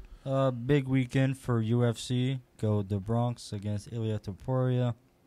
Stay tuned for that. Going to be a lot of punching going on. There is. A couple of guys just trying to beat up on each other. And then Ace Bailey did not fly back with Walter Clayton Jr., so he's going to be a little dramatic about not wanting to go to Utah. I wonder, there was talks that Utah was like aggressively trying to pursue like Jaylen Brown. I wonder if taking Ace Bailey in their mind is like, hey, we can maybe dangle him as a trade piece because he was a big prospect and like there's no reason to let him go. But like, hey, we end up trading him and a bunch of extra stuff for Jaylen Brown. The Celtics might really want Ace Bailey. I wonder if that was part of the math at all, because it does seem crazy to just make a guy that actively doesn't want to be there come and play. But I guess you hope he just gets over it and becomes a professional. Imagine your lifelong dream of going to the NBA and you're saying, nope, I don't want to go to this squad. Yeah, imagine a team wants to pay you tens of millions of dollars and you're too big of a diva to. No, that's but not the like team I want to play not for. like VJ Edgecombe. I mean, I wouldn't want to go play in Utah either, Jackson. Would I do it for millions of dollars? And sure, for but the I'd Mormon be women. You can't. I don't think you can pout when you get drafted to the NBA, can you? When you're a top 5 pick, no. I mean, come on.